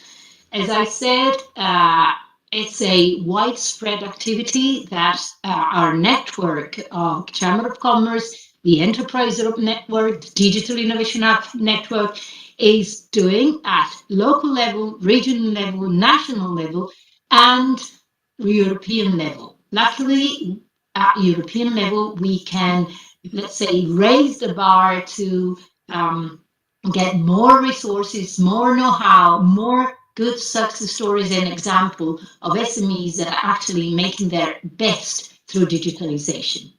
So to conclude, if I had to, for instance, suggest governments some industrial strategies to boost this strong gap filling, well, I should say reinforce access to finance, make access to credit, access to loans more easy for these little SMEs, and make technology, thanks to the dialogue with big service providers, more accessible, more user-friendly, because it's very difficult. I saw the fantastic presentation made by Mrs. Lopez before. She quoted so many interesting tools, and I was thinking to myself, so many SMEs could benefit from them, but they don't know about it, they don't know what to do with them. So we need more and more new people, new talent, to just go to them and explain them friendly that it is possible. It doesn't hurt. Then they do not have to be scared, and they could do even more with those little tools, if not with big technologies like artificial intelligence and big data. But at the end, I go back saying we need to work together in peer learning activities, in success story sharing, to show that it's doable, to show that it's just for the growth of the company. And I have to say, closing my little intervention today, we are seeing more and more women entrepreneurs taking on board our evangelization, shall I say, and taking on board our trainings in a more enthusiastic way, in a more open way than men entrepreneurs. So this is today, for me, a big objective achieved, because we are seeing a more, let's say, distinctive sign of openness and, let's say, embracing digital transition on the level of women entrepreneurs who are growing so fast with their business and are really, really moving the change forward. Thank you. Okay, well, thank you very much, Nicoletta. I will actually use your last remarks on the openness of women to go ahead to introduce Laurie Brown.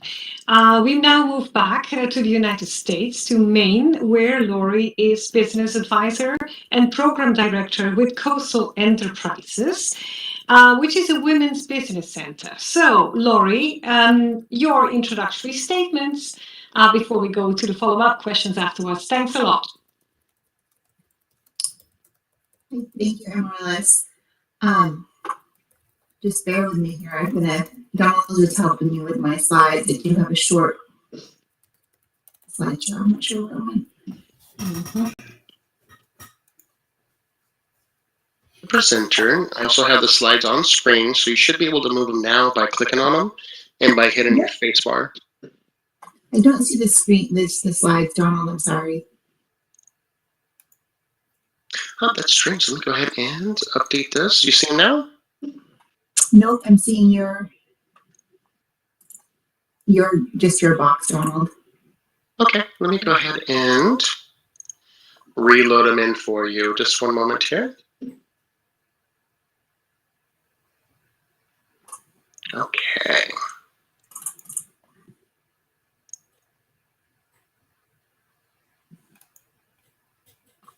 Okay, do you see slides on screen now? I see a box with my name. I don't see anything else. No, Donald, we don't need them.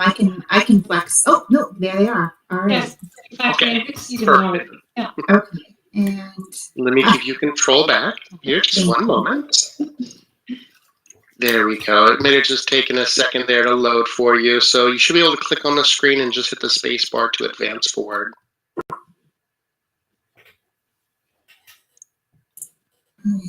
Again, I'm not seeing them, Donald. I'm sorry. I see your box. I don't see the screen. Well, we see them. So if you just say next slide, if you have a copy in front of you, we can definitely, everyone can see them. Okay. All right. So there we go. Thank you, everybody. I am Laurie Brown, and I am the program director for the Women's Business Center. I sit up in Maine, and excuse me, the CEI Women's Business Center is a home for women who want to start or grow their businesses in Maine. We are funded in part through a cooperative agreement with the Small Business Administration.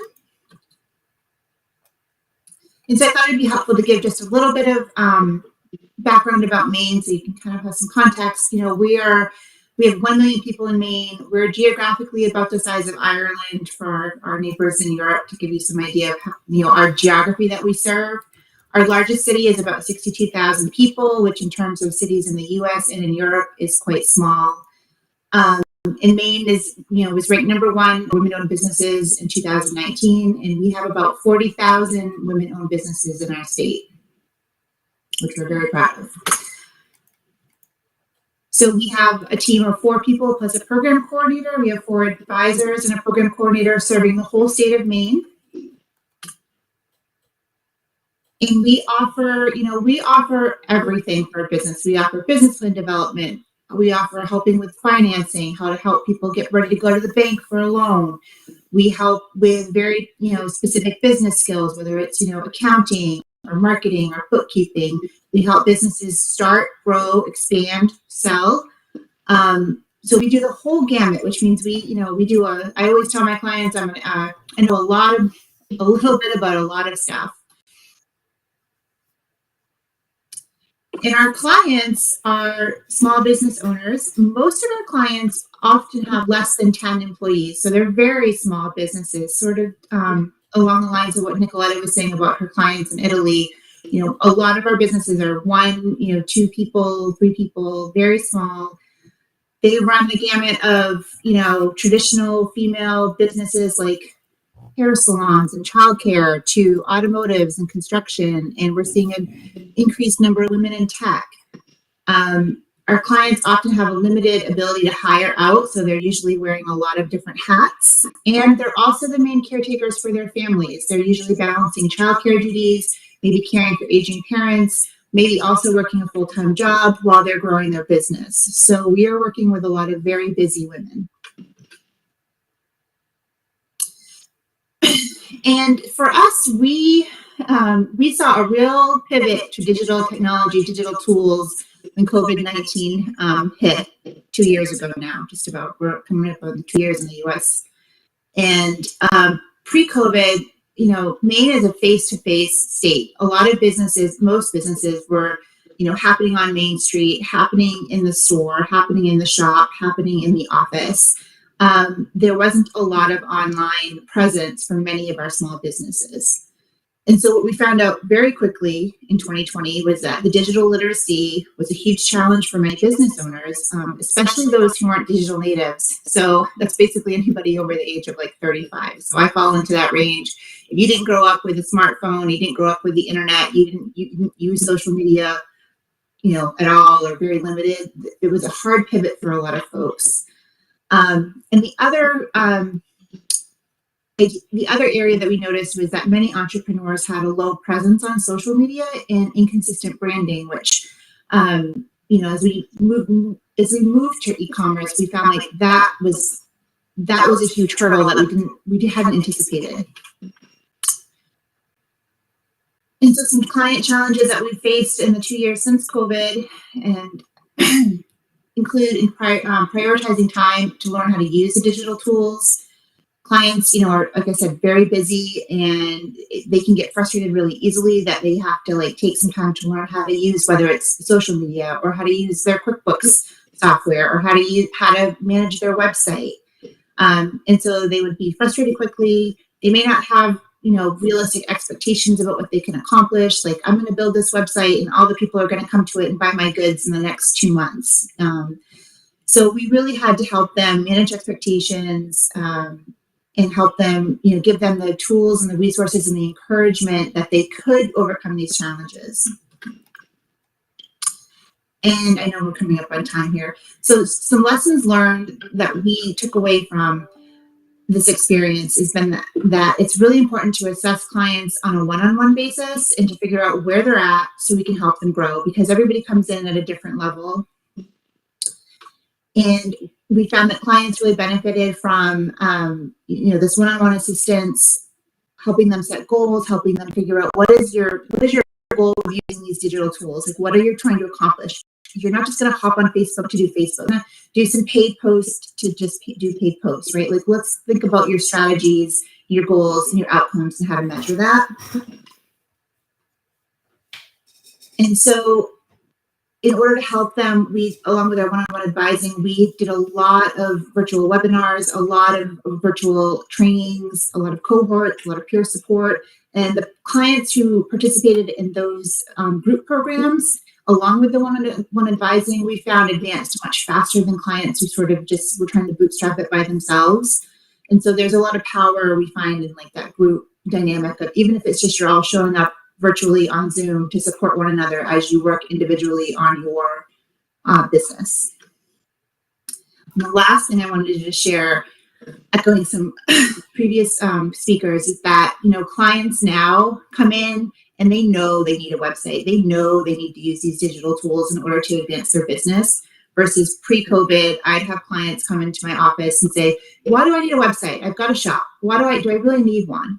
And now they're coming in and they recognize, you know, the power of the internet and the power of the audience they can reach on the other side of their computer. All right, thank you. Well, thank you very, very much, Laurie, for this témoignage, as we say in French. And now we move to the last panelist, but not least, going now to Czechia. And I have the pleasure of introducing Jana Deverrier, who is managing the grant office of the Laser Research Center Hilase. She's also co-founder and director of the Star Research and Innovation Cluster, and she is also a member and a very active member of the Digital Innovation Hub Brain for Industry. what a name. So Jana, explain us how you contribute to making sure that SMEs can reap the benefits of the digital transformation.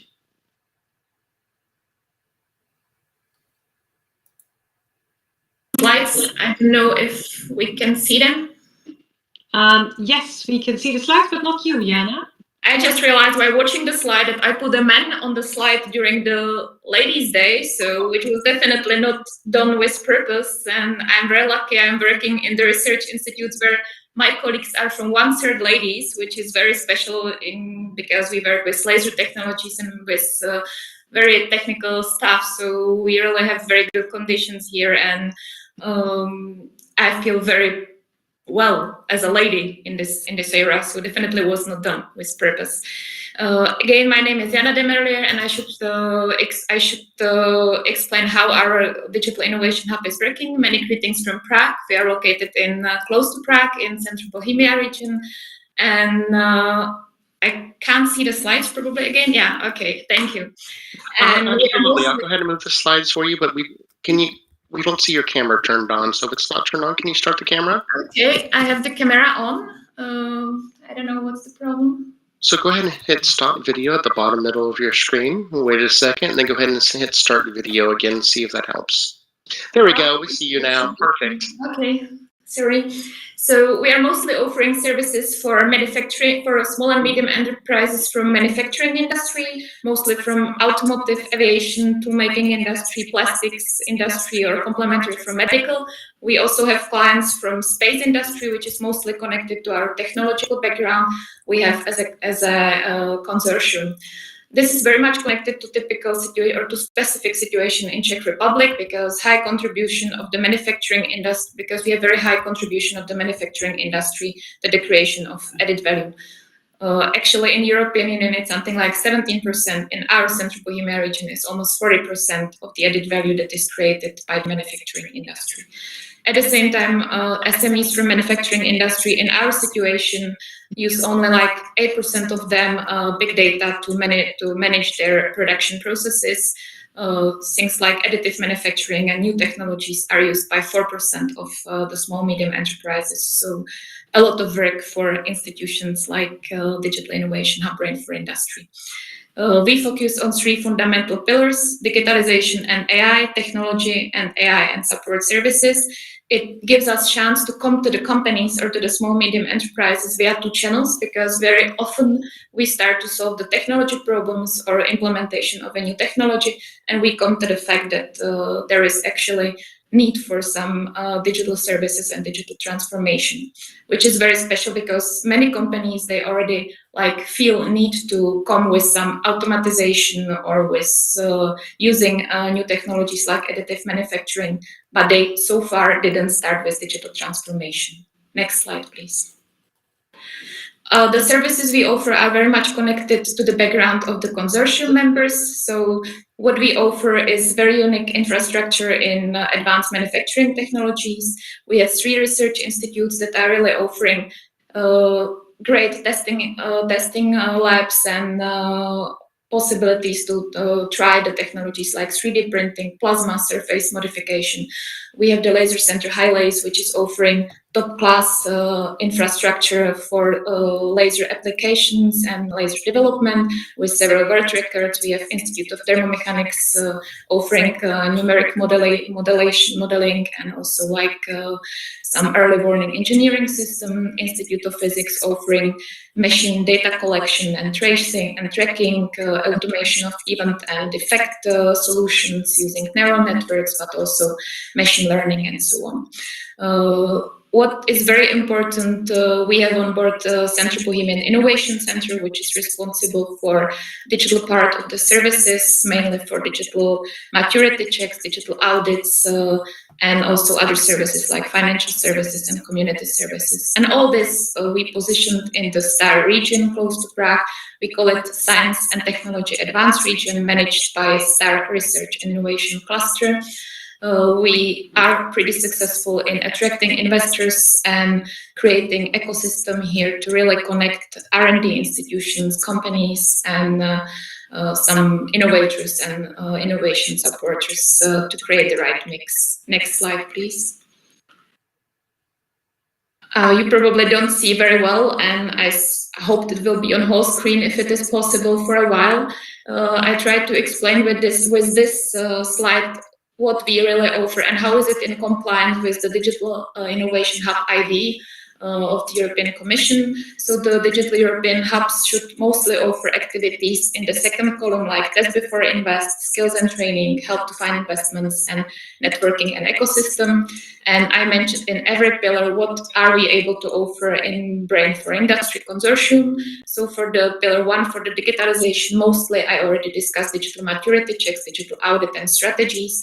We help companies to really come to the complete digital strategy with a roadmap, how they should, which steps they should make, and we try to really put their small steps one after the other that they see the results, because what we see in the practice that they are very much scared from like strategies that bring results after a long time. So we really try to go step by step with them and bring some first results to motivate them that the digital transformation makes sense. We also offer testbed for like digital lab where they can test sensors and different softwares before they implement it in the production.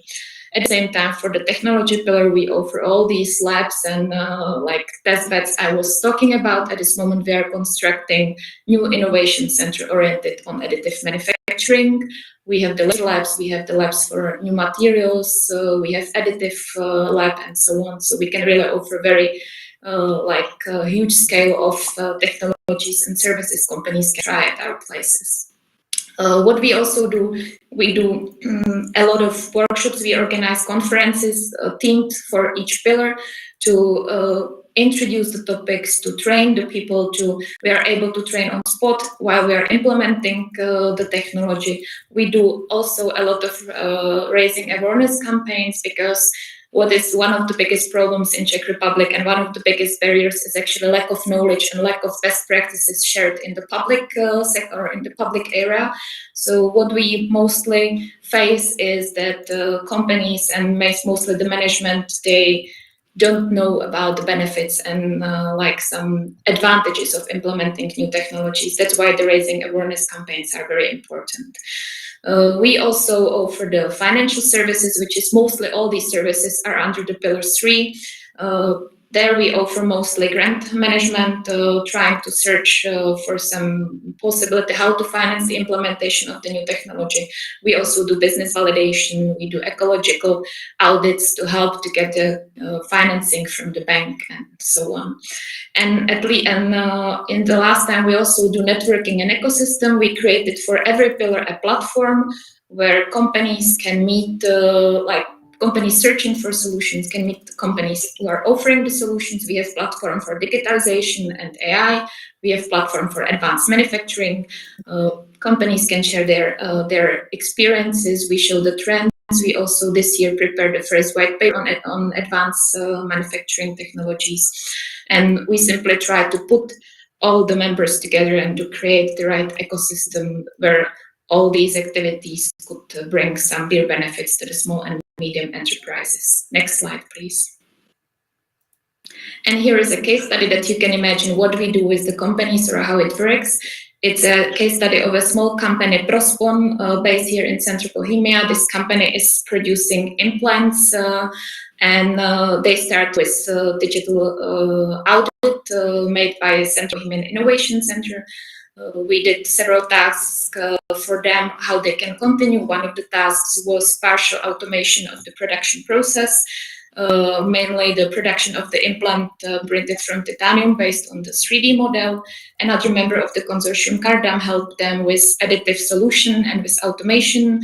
And now it's followed by Highlights by the Laser Center, which is helping with a special treatment of the surface of the implant, which is making the implant actually more resistant to cracks and is prolonging the life cycle of the implant, which means that it can stay longer in the body in case everything will be finished well. What is our main goal is to, and our main motivation is to keep the client in the ecosystem. So we just don't want that they they take one service from us, but we try that they really use the services step by step from each consortium members, and that we really guide them on this way to not only digital transformation, but also technological transformation. We really help them to implement new technologies while they pass their digital transformation. And what we focus on mainly, we focus on having impact on efficiency and costs, so to make their production cheaper or to bring them some added value of the product or of their service. I put one more slide about the main barriers we see in the Czech Republic. I don't know how we are with time. Well, you are actually not so good with time, Jana. So if you can very quickly wrap up. Okay. So this is Czech experience. So like what we are facing here while we are working with small medium enterprises. For us, one of the biggest barriers is actually low awareness among the managers of SMEs about the advantages. And as I said, only 8% of Czech SMEs is using big data for the management of the production, which is already clear. So here we really need to work very much, definitely now in the first 2-3 years, to raise the awareness. Also, the insufficient capacity for the strategic planning. In Czech Republic, we have many suppliers, but not so many producers of final products among the production companies. So we call it that we need a second transformation of the Czech economy, and we really believe that projects like digital innovation hubs can help dramatically. Also, lack of best practices introduced to the public, because many of small and medium enterprises, they know about the digital tools, they know about the technologies, but they don't know how it could help them, and they really need to they don't have trust at the beginning. It takes a while to work with them, and we really need to explain them and especially show them the best practices from other companies. Also, low level of cooperation between R&D sector and SMEs. Again, Digital Innovation Hub can help a lot. Lack of finance is very typical in Czech Republic, and we really are happy that part of the activities is the grant management and validation of the business models and so on. What is problem where we can hardly help as Digital Innovation Hub is Czech educational system, because we really need complex reform, definitely of the technical education. But where we can help, and what is the problem, that Czech companies, they don't have adequate access to specialized testing centers and pilot lines. And again, here digital innovation hubs can help dramatically. So in general, we really believe that the idea of digital innovation hubs or European digital innovation hubs can bring huge added value and can overcome these barriers. Thank you. Well, thank you very much, Jana. And actually, you already guessed what I was going to do in order to close the panel. That was actually my idea is to give each of you, the speakers, just half a minute to address one question. What is your silver bullet suggestion that we, US and EU policymakers, should be taking into account based on your experiences of what works and what doesn't work when you want to train SMEs? Now, Jana, you gave already a very long and very interesting answer. We take away that. So I will just go to the three others. Simona, any suggestion in half a minute? That's very little time, I realize. My suggestion will really be in addressing the gap in trade finance. When it comes to SMEs, is very important to recognize the challenges small businesses have in accessing financing and accessing capital to increase their inventory, to invest in the e-commerce tools that are needed to really sustain a purchase order and perform on a purchase order if it's brick and mortar. So really finding solutions and digital solutions. As you know, International Chamber of Commerce now has uniform rules for digital trade transaction that allows SMEs to structure, navigate, and what's the word? I'm missing the word. Structure, navigate, and negotiate trade transaction online without using banks at times, using service providers that are not banks, they are financial institutions. So that will be my short answer. Okay, very good. Now, thanks a lot. Silver bullet from Nicoletta. What is it we should do? Yes, thank you very much. I already said my point before about access to finance, but as my colleagues previously very well mentioned, there's a strong activity to boost skills gap.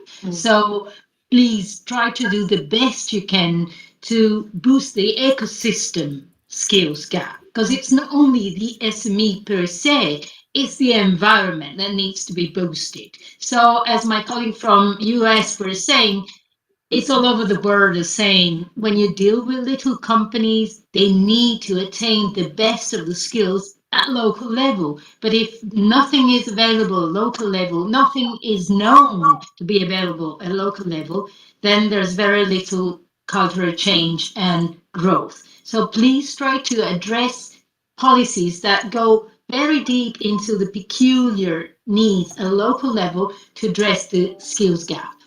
Yes, thanks a lot, Nicoletta. And you are already giving a very best practice example in your region. Huh? So over to Laurie. Silver bullet, suggestion from you? Yeah, access to capital always. That's always an issue for our clients. But I think to speak to Nicoletta's point, the skill set, I would love to see policy around making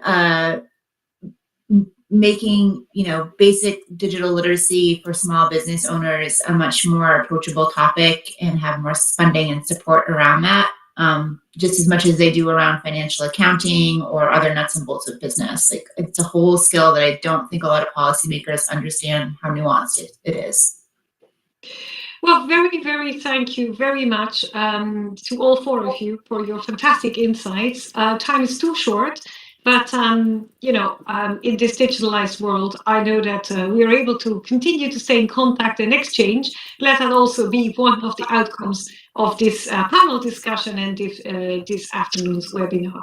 So with this, thanks a lot to all of you, and over again to Pamela.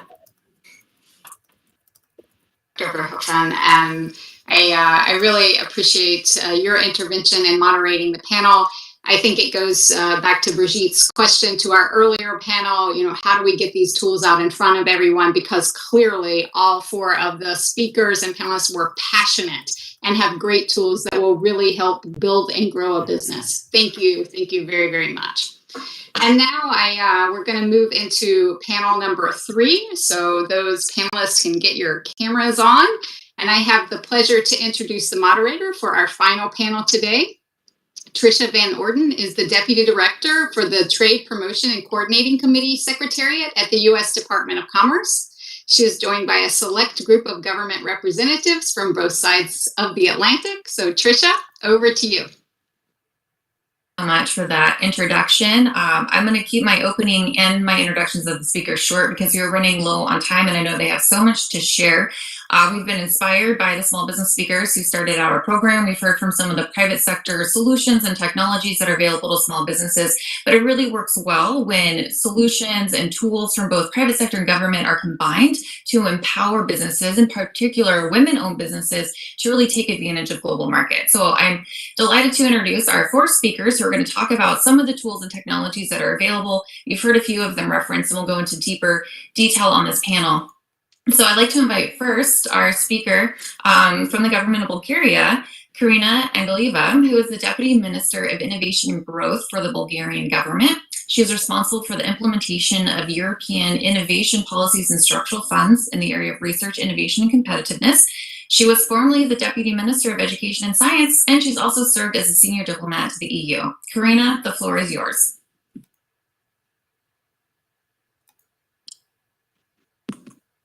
Thank you so much, Tricia. Good morning, good afternoon from me, dear ladies. Happy 8th of March. Here in the office, we are saying that we should celebrate this every day, not only today, but it's another story.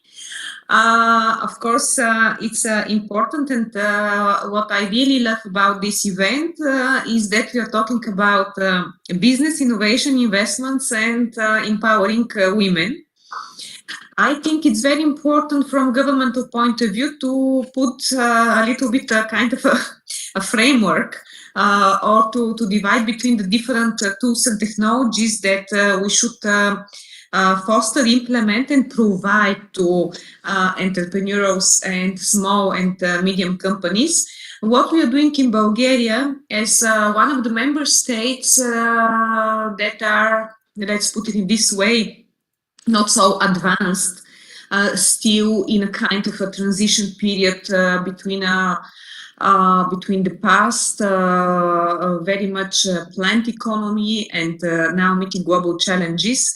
We met three different types of challenges, therefore we are trying to tailor-make the programs and assistance, including to European actual. Of course, we receive quite a lot of substantial support from our membership in the. So first and most important is that these dynamics, especially in the IT sector, create a lot of necessity to foster and to advance the creation of startup companies. Basically, we provide the last 10 years a lot of funding targeting comparatively young people that have a business idea and they do want to start their business. Not in any case, this has been linked to high-tech or innovations or necessarily spin-off from research and development. But still, this spur and this really create a lot of new layer in our economy and society from startup companies.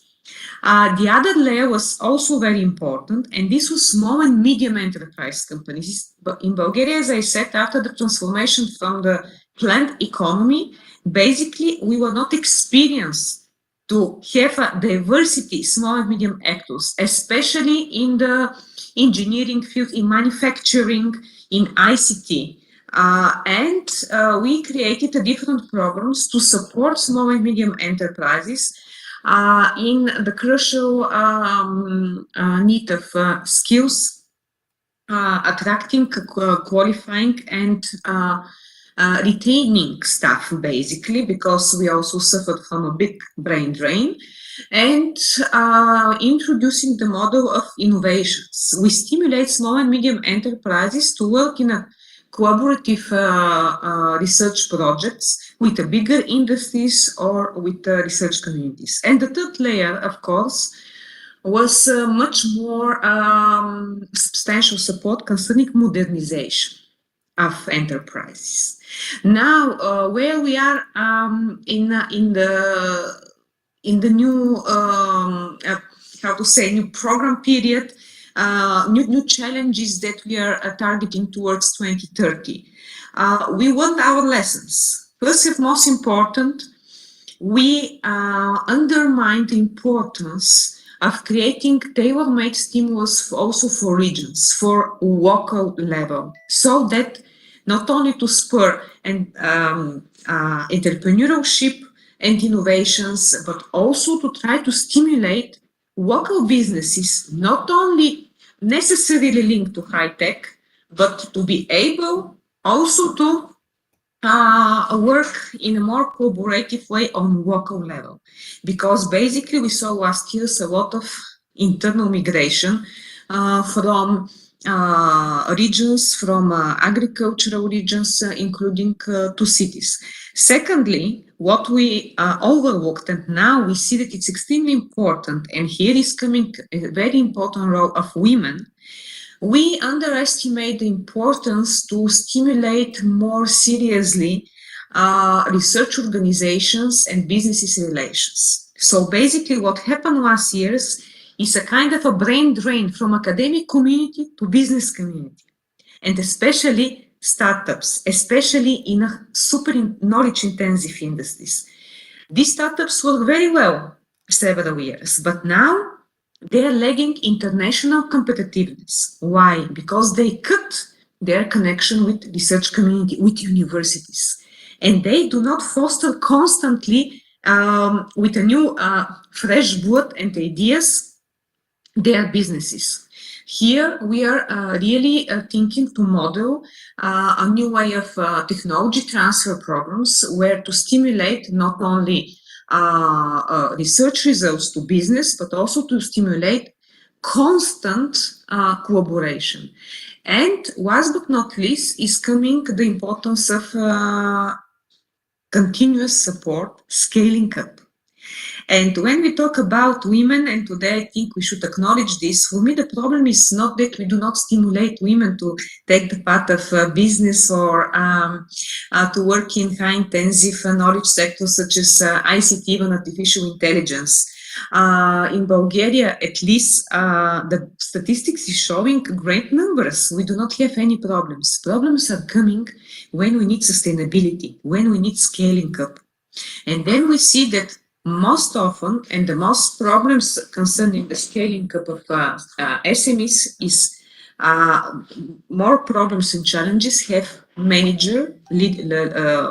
women on leaders position, because of course they also have different other challenges, being domestic or being other type of challenges linked to family issues. And this is very important. The other important challenge that I heard today, a lot of ideas, and now we are trying also to stimulate in Bulgaria, is somehow to talk about digitalization and digital skills, but not this to be foreseen something like only like a coding or legwork or boy toys, computing gaming.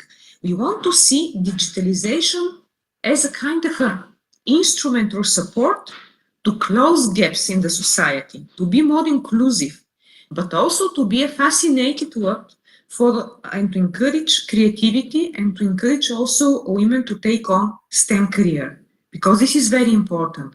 What I'm saying very often in my own country, I said we are very proud that women and men have equal footing, but we should look in perspective of the next 10 years. And we see that young people need role models. Therefore, we also need to stimulate more women to take such a challenging careers in engineering and STEM sciences.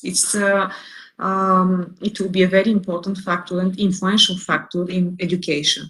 So today, my message in the forum, in the EU States Trade Forum, would be really inclusive approach between competitiveness, education, economic policies. Maybe the bridge is skills, the bridge is digitalization, and the bridge will be what we are doing today, internationalization and sharing good practices. Thanks. Karina, thank you so much for your comments and that really comprehensive overview of what's going on in Bulgaria. And I'll just say, I think you serve as a role model to many women as well. So thank you for your leadership in this area. Our next speaker is Elena Clark, who is the Assistant Director for Stakeholder Engagement at the Cybersecurity and Infrastructure Security Agency. In this role, she leads efforts to promote and deliver strategically aligned stakeholder engagements, helping achieve a secure and resilient infrastructure for the American people. Elena, the floor is yours.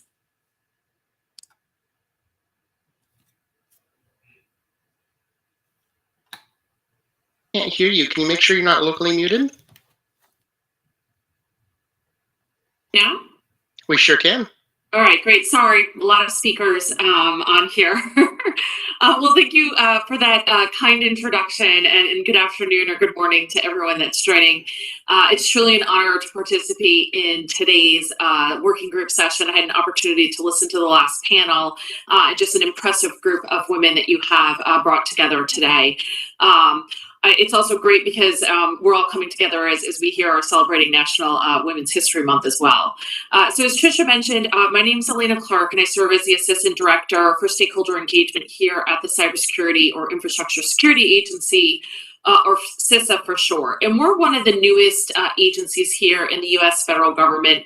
And we aren't your typical federal agency. So while our mission to protect the nation's critical infrastructure from both physical and cyber threats may seem simple on the surface, it's extremely challenging and complex to execute with significant consequences if we fail. And our responsibility is to protect the functions of government and the private sector that are so vital to the United States that their disruption, corruption, or dysfunction would have a debilitating effect on security, national economic security, or national public health or safety. And these critical services include water that we drink, the electricity that turns the lights on in our home, and the gas that we get at the fuel pumps.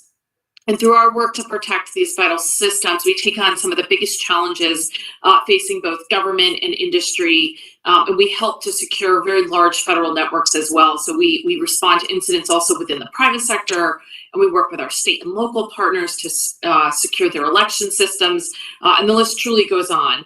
However, we can't ensure critical infrastructure resilience on our own. It truly takes collaboration and committed action from each and every one of us. And collaboration is truly built in to the DNA here at CISA. Partnerships are our strength, and fundamentally in our ability to share information broadly about threats and vulnerabilities and early warnings that help to prevent other victims from being attacked.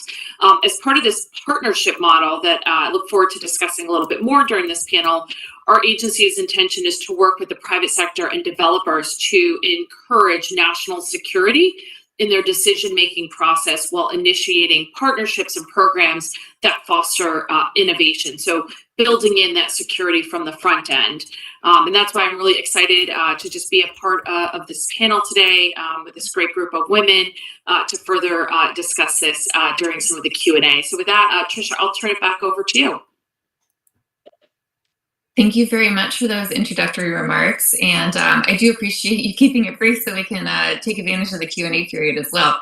All right, so next I'm going to turn to Brigitte Vidal, who has led the unit responsible for promoting the competitiveness of SMEs and designing SME support policies in the European Commission Directorate General for the Internal Market, Industry, Entrepreneurship, and SMEs. So Brigitte, you already asked our first panel what we as government can do to inspire those to become more digitally savvy. I have a feeling you're already doing a lot. So looking forward to hearing your perspectives very much. Thank you. And thank you also to all the previous speakers, because I think you have provided a lot of basis already. Yes, indeed. I mean, I think what Karina has mentioned, what we see as the key role for the policymaker, we have to provide a full framework. A framework that takes into account the various aspects. We need to understand where the different problems lie. We also need to understand the different needs of different companies. When we talk about SMEs, it's a heterogeneous group. We have heard about the importance of startups in that area, and they have already made or they have jumped over a step that the traditional SMEs, I would say, still have to do. So their needs are quite different from those that still have to undergo this process of transition.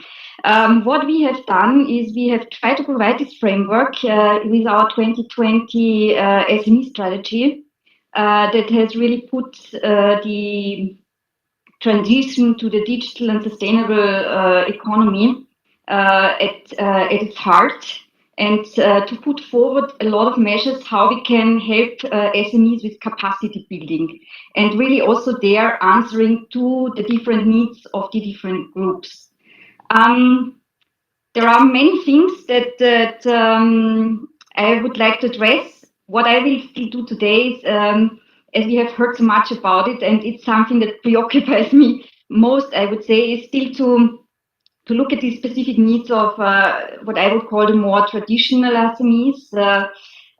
We have heard from Laurie, but also from Nicoletta, the issues of how to support really small companies, the micro companies. And we also share this assessment really across the board in the whole EU, that the smaller companies, the less it's likely that it has already started this process of digitalization. And what is key here is really this issue of the mindset change. We have done some extensive data collection, and what was really shocking, and what has been addressed also by Nicoletta, is that so many companies, small companies, still don't see the need. You have called it so nice, the denial of the need for digitalization, although it has become so evident, in particular during the pandemic. There are lots of factors behind it. I think Laurie has mentioned also a couple of them, the issues that really small companies are facing. It means for them an entrepreneur doesn't really want to invest time in learning something. They want to focus on the core business and so on. We have in the strategy put forward a couple of measures, and here again, I'm really thankful and grateful to in particular to Nicoletta, who has explained already a lot about what we are doing in order to support these more traditional companies with our networks, namely the European Enterprise Network, but also the Digital Innovation Hubs. It's really important, and we see it. I mean, we are the European policymakers. We sit in Brussels, in the Brussels bubble, as it has been mentioned by Lisa Lange before. But support has to happen on the ground.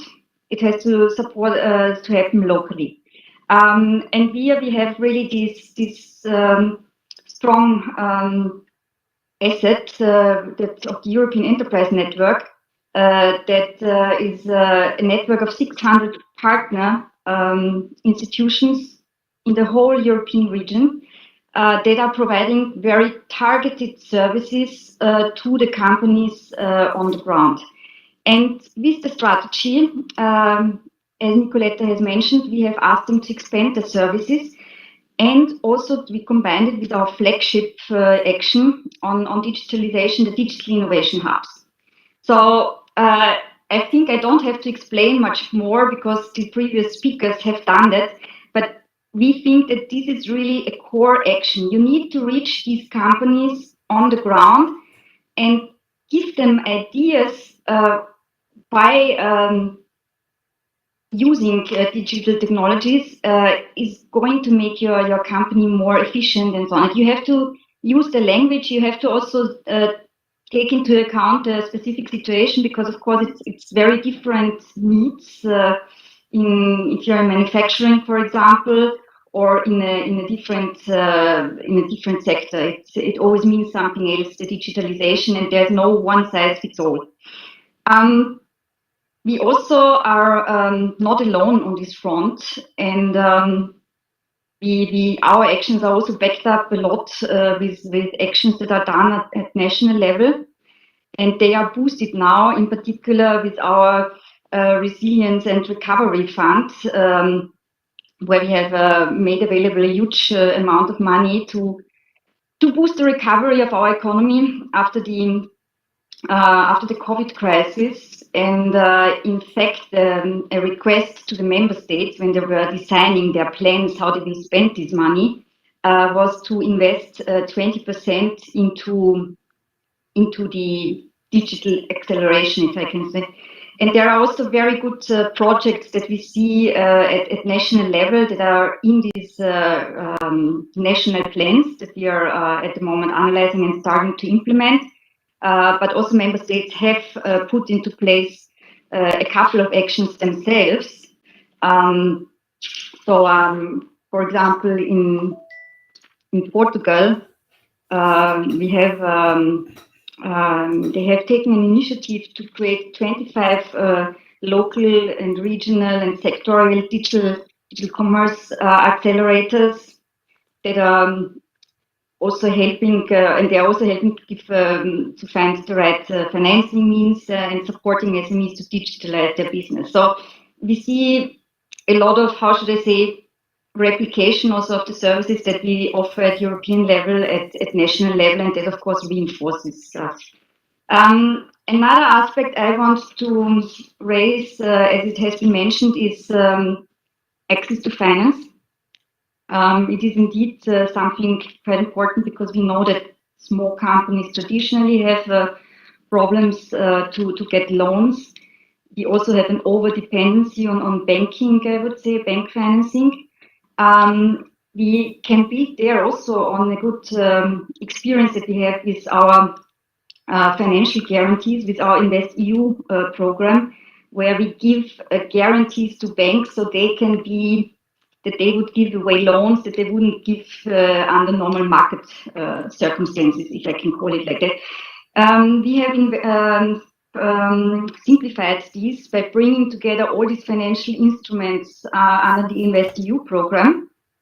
And the InvestEU program has an SME window that is and a special component in this. It's really devoted to raising finance for digital investments. So that is another aspect that I wanted to raise, and then I'll use the rest of my time just to, because it was mentioned so often, to come on the aspect of skills, and in particular on fostering digital skills in women at a very, very early stage.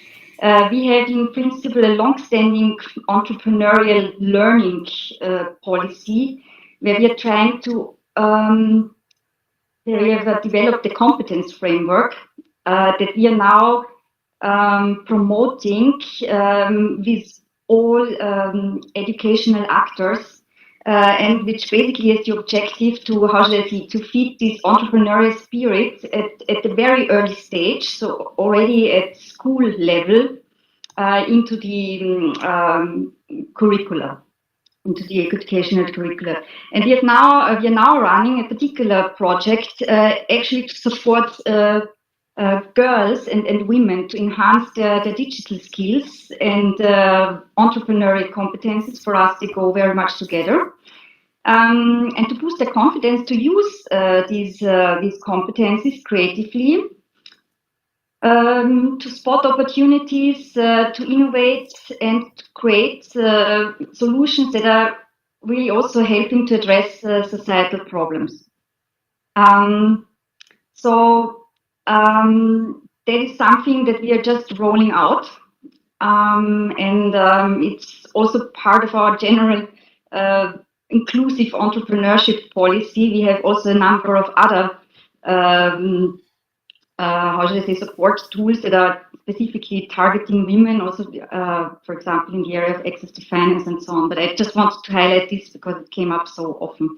There are many other things that I could mention, but I stop here in order not to cut short on the discussion. Judy, thank you so much for that detailed overview of what's going on that DG Grow and the member states are responsible for. I'm going to turn to our final speaker for this panel, and hopefully we'll have a chance for questions at the end. Christine Brown, my colleague at U.S. Small Business Administration. Christine Brown is Director for Trade Policy in the U.S. Small Business Administration's Office of International Trade. She leads a team dedicated to representing and protecting a small business interests in trade negotiations and trade policy development, as well as providing assistance to U.S. small businesses confronting barriers to trade. Christine, the floor is yours. Great, thanks, Tricia. Hello, everyone. It's an honor to be here today on International Women's Day, and I just also want to take the time to extend a thank you to all the small businesses and the ecosystem advocates who are out of their busy entrepreneurial day to join us. Again, my name is Christine Brown. I'm the Director of Trade Policy for the U.S. Small Business Administration Office of International Trade. A little background, SBA is an independent cabinet-level agency devoted exclusively to helping Americans start. Okay, I just saw a note from Donald that I need to move a little closer to the mic. Anyway, SBA is devoted exclusively to helping Americans start, build, and grow small businesses. My office, the Office of International Trade, is dedicated to enhancing the ability of small businesses to compete in the global marketplace. I think one area that SBA and I think across the federal government, and it sounds like the EU as well, that we're all leaning into is to help small business innovate using technology. Lori Brown on an earlier panel was talking a little bit about how one of the silver linings of the past 2 years is that small businesses, particularly those owned by women and people of color and those in rural areas, have adopted new technologies, digital sales strategies, and joined virtual platforms at higher rates, positioning themselves to participate in the global marketplace. And governments, I think we can all agree, have a common interest in helping small businesses succeed online and in the global marketplace and really take advantage of these. I know there have been a lot of talk about where the gaps are on previous panels and where we can fill, but I thought it would be helpful to talk a little bit about the resources that SBA has, as well as some of the other agencies, to help our small businesses develop digital strategies to take advantage of e-commerce. On the SBA side, we have 68 district offices across the country, really to plug in to what has been said about delivering locally.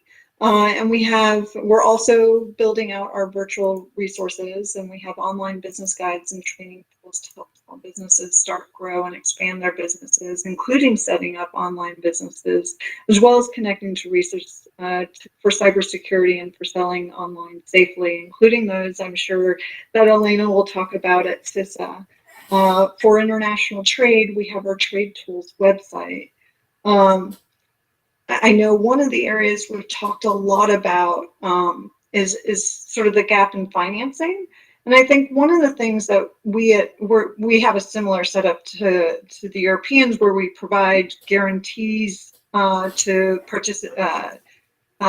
loans, working with participating lenders. And we've been trying to spend a fair amount of time at SBA working to explain how small business can use some of our SBA loan programs to include the cost of e-commerce and digital strategies. But we're also building a pipeline for businesses looking to scale by helping businesses with microloans. And there's a new Community Advantage Loan pilot program, which we're hoping will provide more capital than traditional microloans to help businesses get closer to accessing traditional banking loans. I think one of the things that we saw, particularly in COVID, was some of these smaller businesses, particularly in the underserved community, don't have those traditional relationships with banks, right?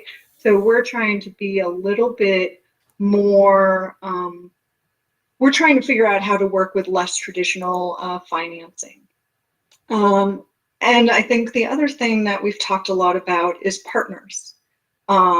At SBA, we depend on our resource partner network to deliver a lot of assistance to small businesses in the communities where they are.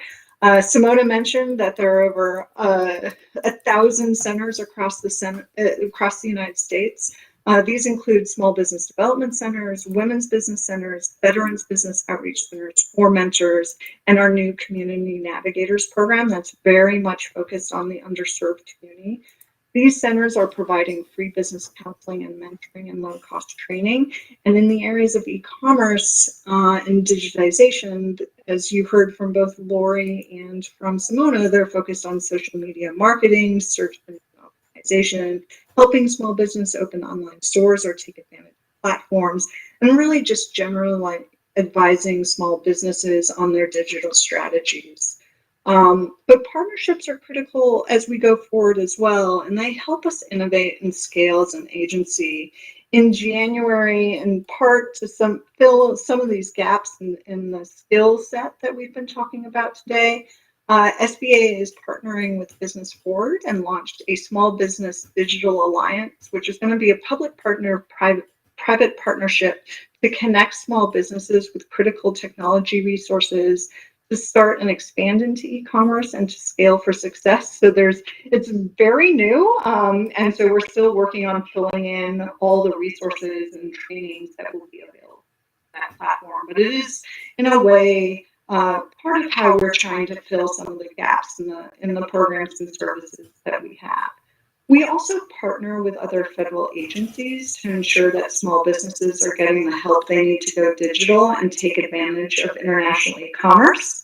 One of our key partners is the U.S. Department of Commerce, who's International Trade Administration, or ITA, is the U.S. host for this webinar today, and Tricia Van Orden, who's moderating this panel, as well as David Defalco and Lori Cooper, and all the folks that you've seen are part of that amazing team. We really partner with ITA because they have a wide range of existing resources and services to enable small businesses to promote and sell their products via online digital sales channels and platforms, And they also have local trade experts, both across the country and across the globe, and digital attachés that can help small businesses ensure that their digital strategies work in markets. We're also, we've talked a lot about women and how they have unique challenges and how other groups in the underserved community have unique challenges. And we're really trying to reach those stakeholders and connect them to the resources and opportunities that are available in this space. In addition to SBA's Community Navigators program that I already mentioned, ITA has rural export centers. And ITA's Let's Go Global program works with SBA's Veterans Business Outreach Centers to assist veteran businesses to get online and use their networks to go global in new ways. The Department of Commerce also has the Minority Business and Technology Initiative, which is seeking to accelerate the inclusion of minority-owned businesses in e-commerce and improve their use of digital technology and for domestic and global scales. And in the trade space, I also need to mention the U.S. Trade Representative's Office, who is another key partner for us in supporting small business access international markets through e-commerce. And they really do, in partnership with the Commerce Department and SBA, we really do a lot of outreach to small businesses to make sure that they're aware of the resources. We find often that small businesses just don't know about the government resources that are available to help them. So I hope you can see that there are so many ways to get plugged in and get assistance to access the global marketplace. I've included a couple slides that I'm hoping we can share with participants afterwards that sort of summarize all the resources that I've been talking about in this presentation. I know it's really hard for people to sort of write everything down, so I wanted to really have some resource slides to share with participants. And with that, I'll turn it back over to Tricia. Christine, thank you so much for that overview. I want to thank all of our panelists for your brief introductory presentations. We're running a little short on time, but I would like to ask you one question. It is International Women's Day after all, and we have had a big focus on how do we best serve women-owned businesses and entrepreneurs among all entrepreneurs. So very briefly, and let's just go in the kind of order of our panel, how are you specifically supporting women entrepreneurs and business owners to address the key barriers that women face in accessing international markets? And we've heard this from previous speakers, broadly, access to finance, access to information, and access to networks. If you could just kind of leave us with a takeaway of how we're addressing the unique barriers women face, I think that'd be a great way to wrap up the program. Karina, I'll turn to you first.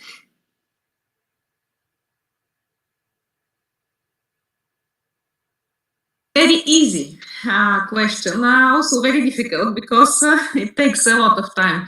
To be brief, I will concentrate inspired from the last words of Christine and the good practice she showed on several things. Briefly, mentoring. Women that want to develop their career in business, to realize their entrepreneurial ideas and to encourage them to be creative, they need mentorship. The mentorship will start already in school, in education. We need to showcase in the books different role models, because I can tell you that in physics, if you open the old books, you'll see only one woman per 100 men. Today I had a space event. It's the same about astronauts. So we need to shape this and to have a reality role models from the real business, which means really to bring business in school. But the mentorship shouldn't stop to your lifelong career. And here also we should work with the soil of women and their sometimes gentle character. It's not against self-confidence. On the contrary, we should persuade that women managers need ongoing support and mentorship, because there are too many things sometimes to take and to cope, and support will be always helpful, because training is good. But let's face it like this. Business has to work. Business has no time sometimes to train. So too much efforts on training and reskilling also don't leave time for the manager and the business to do their job. Therefore, we should support collaboration with different institutions to come on a mobility base to support, for example, such businesses, but also to support with a long-term mentorship and exchange of different women leaders, more platforms, awards, those type of events that promote success, also failure. Thank you. Yes, thank you very much for those excellent ideas. So mentorship is a main takeaway. Elena, I'll turn to you for your top takeaways. Sure. So I completely agree with Karina as well on the mentorship, making sure that we are available to our colleagues and those even outside of our organizations to help so that they can see themselves in this area. And that's one thing that we say at CISA is just making sure you can see yourself in cybersecurity. We're very fortunate right now that the head of our agency is a woman. So we have a Jen Easterly, heading up the Cybersecurity and Infrastructure Security Agency for the U.S. federal government. So having her leadership has been phenomenal. And a couple other ways that we at this agency are looking at it is really from a workforce perspective. So we're doing a lot with nonprofits and other types of organizations, such as Girls Who Code and cyber.org, as well as the Girl Scouts. And the Girl Scouts in the U.S. is a way for us to work with children, young women, and girls and educate them on these opportunities and that this is a career path for you. So making sure that we start working with women young so that they understand that this is a possibility for them. So we at CISA are very much looking at this from a workforce and a pipeline perspective. I really appreciate that. And Karina, that reflects some of your comments in your earlier presentation as well about starting very young with the digital skills building. Birgit, I'll turn to you next. So I have already mentioned in my presentation also this aspect of starting at a very early level to develop these digital but also entrepreneurial skills. Then mentoring and also, how should I say, peer-to-peer contacts we have seen as extremely important. Bringing together role models, bringing together women, because this is an inspiration. Women entrepreneurs is a big inspiration for other entrepreneurs. We have a platform that is called the WeGate. It's actually a community where we bring different entrepreneurs together. We provide specific targeted trainings also on access to finance and so on. But this platform is really a kind of it has created a kind of very active community where people across the border reach out, share their stories, and take inspiration from other admirable women who have made their way. Something else that we are also doing in the area of access to finance, we really want to increase the number of female investors because we've also seen that there's a big gap there, and we have also started a specific action in this respect. So that's what from my side. Thank you so much. Christine, you get the last word. Great. Well, thank you. I mean, it's hard to follow Karina, Elena, and Birgit. They've all had really excellent ideas, and I think I'm going to lean in on some of those. I mean, mentoring is a really big one, and to pick up on your sort of the peer-to-peer, pick up on something that Lori Brown talked about, which was pairing the one-on-one counseling and that one-on-one mentoring with those cohort groups. I think that idea, because that's where you learn from your other peers and you learn from the other women who are in your community, right? And I think that's really an excellent way to do that. I think the other thing, and we've heard this a lot from, for mentoring, our big flagship program is the SCORE program. Lonnie mentioned her work with that group.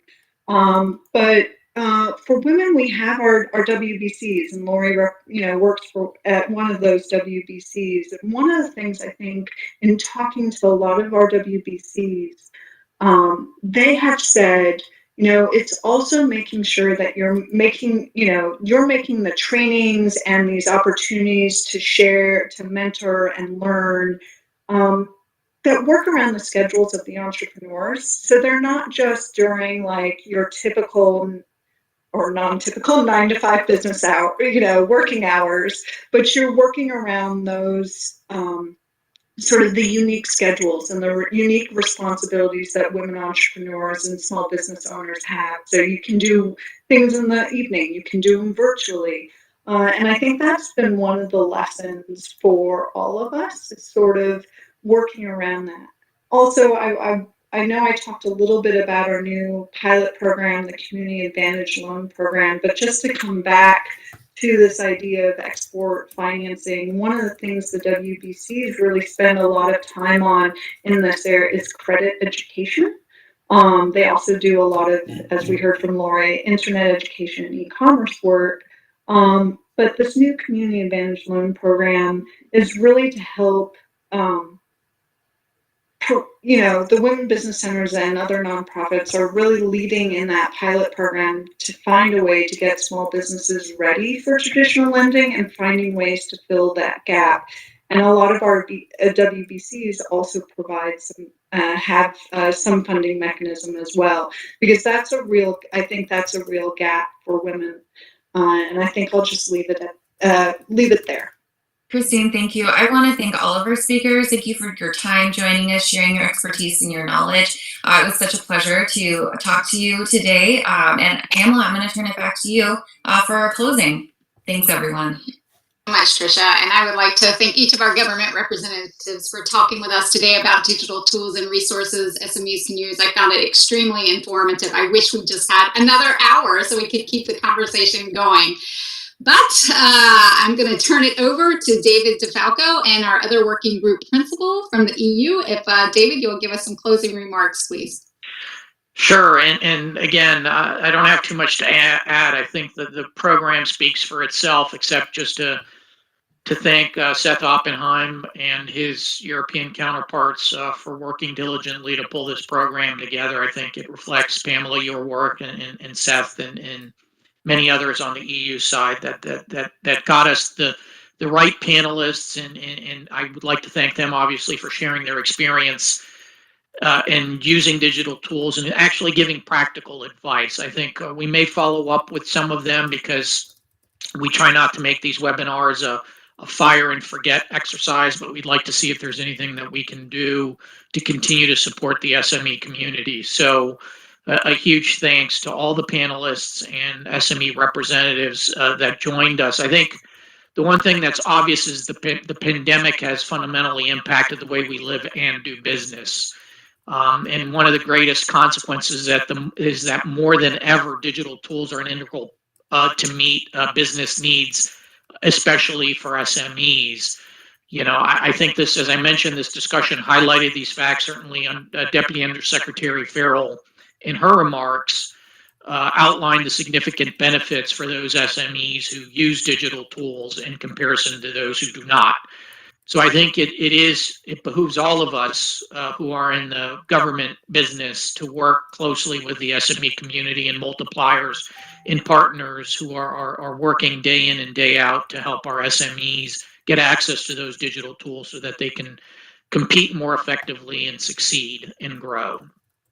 Certainly, we've highlighted women-owned businesses, but certainly other minority-owned businesses especially need some assistance to make sure that they have access to all the tools, both digital and non. We talked about access to capital that are needed to succeed. I'm going to put a shameless plug in here just to invite everyone, especially those companies that joined us today, to go to the Trade and Technology Council webpage on the U.S. Department of Commerce website. We value your input. We've set up an email box there. Again, I think that your recommendations, your suggestions for how we can work together with our European friends to help you is going to be critically important for this SME working group to succeed. So again, a huge thanks to everyone for joining us this morning for what was a wonderful 3-hour program. And with that, Valentina, over to you. I don't know if you have some final thoughts. The floor is yours. Thank you so much, David. Actually, your words are mine. So, but also from my side, very much, I would like to thank a lot everybody having contributed today to the interesting and indeed practical also discussions. The panelists, the SMEs, the resources partners, the government representatives. Thank you so much for sharing experiences and insights, and again, for providing very valuable input to what I believe is indeed a very important discussion. Now, I can only reiterate, I'm grateful for all the views that were shared today. And you have my commitment that we have very carefully listened to the words that were pronounced today. We will act on these learnings, and we will use your suggestions for concrete policy steps to improve access to digital tools for the very dear to us SME community in Europe and in the US. So we will keep working through the TTC to support SMEs in their digitalization journey. And if you allow me a practical note also from my side, we also have a site, a Futurium website. Normally there should be a link put in the chat. If you are kind enough to share contributions, give comments, we need you in order to make progress. Thank you so much again. Thank you, David. Thanks to all the people having contributed to make this event today a very useful and successful event. Thank you.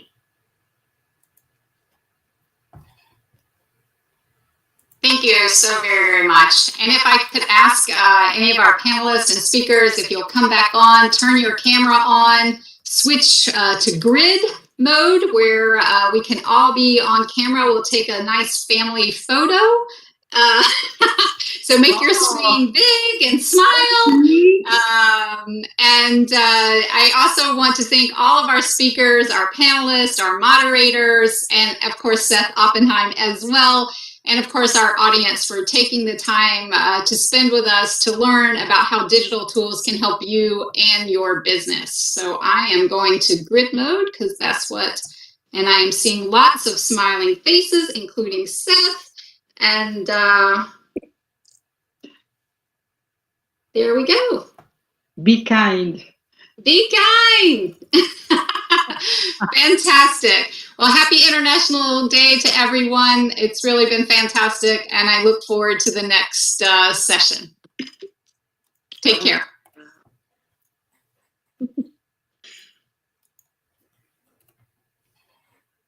Today's session, you may now disconnect your line and have a wonderful day.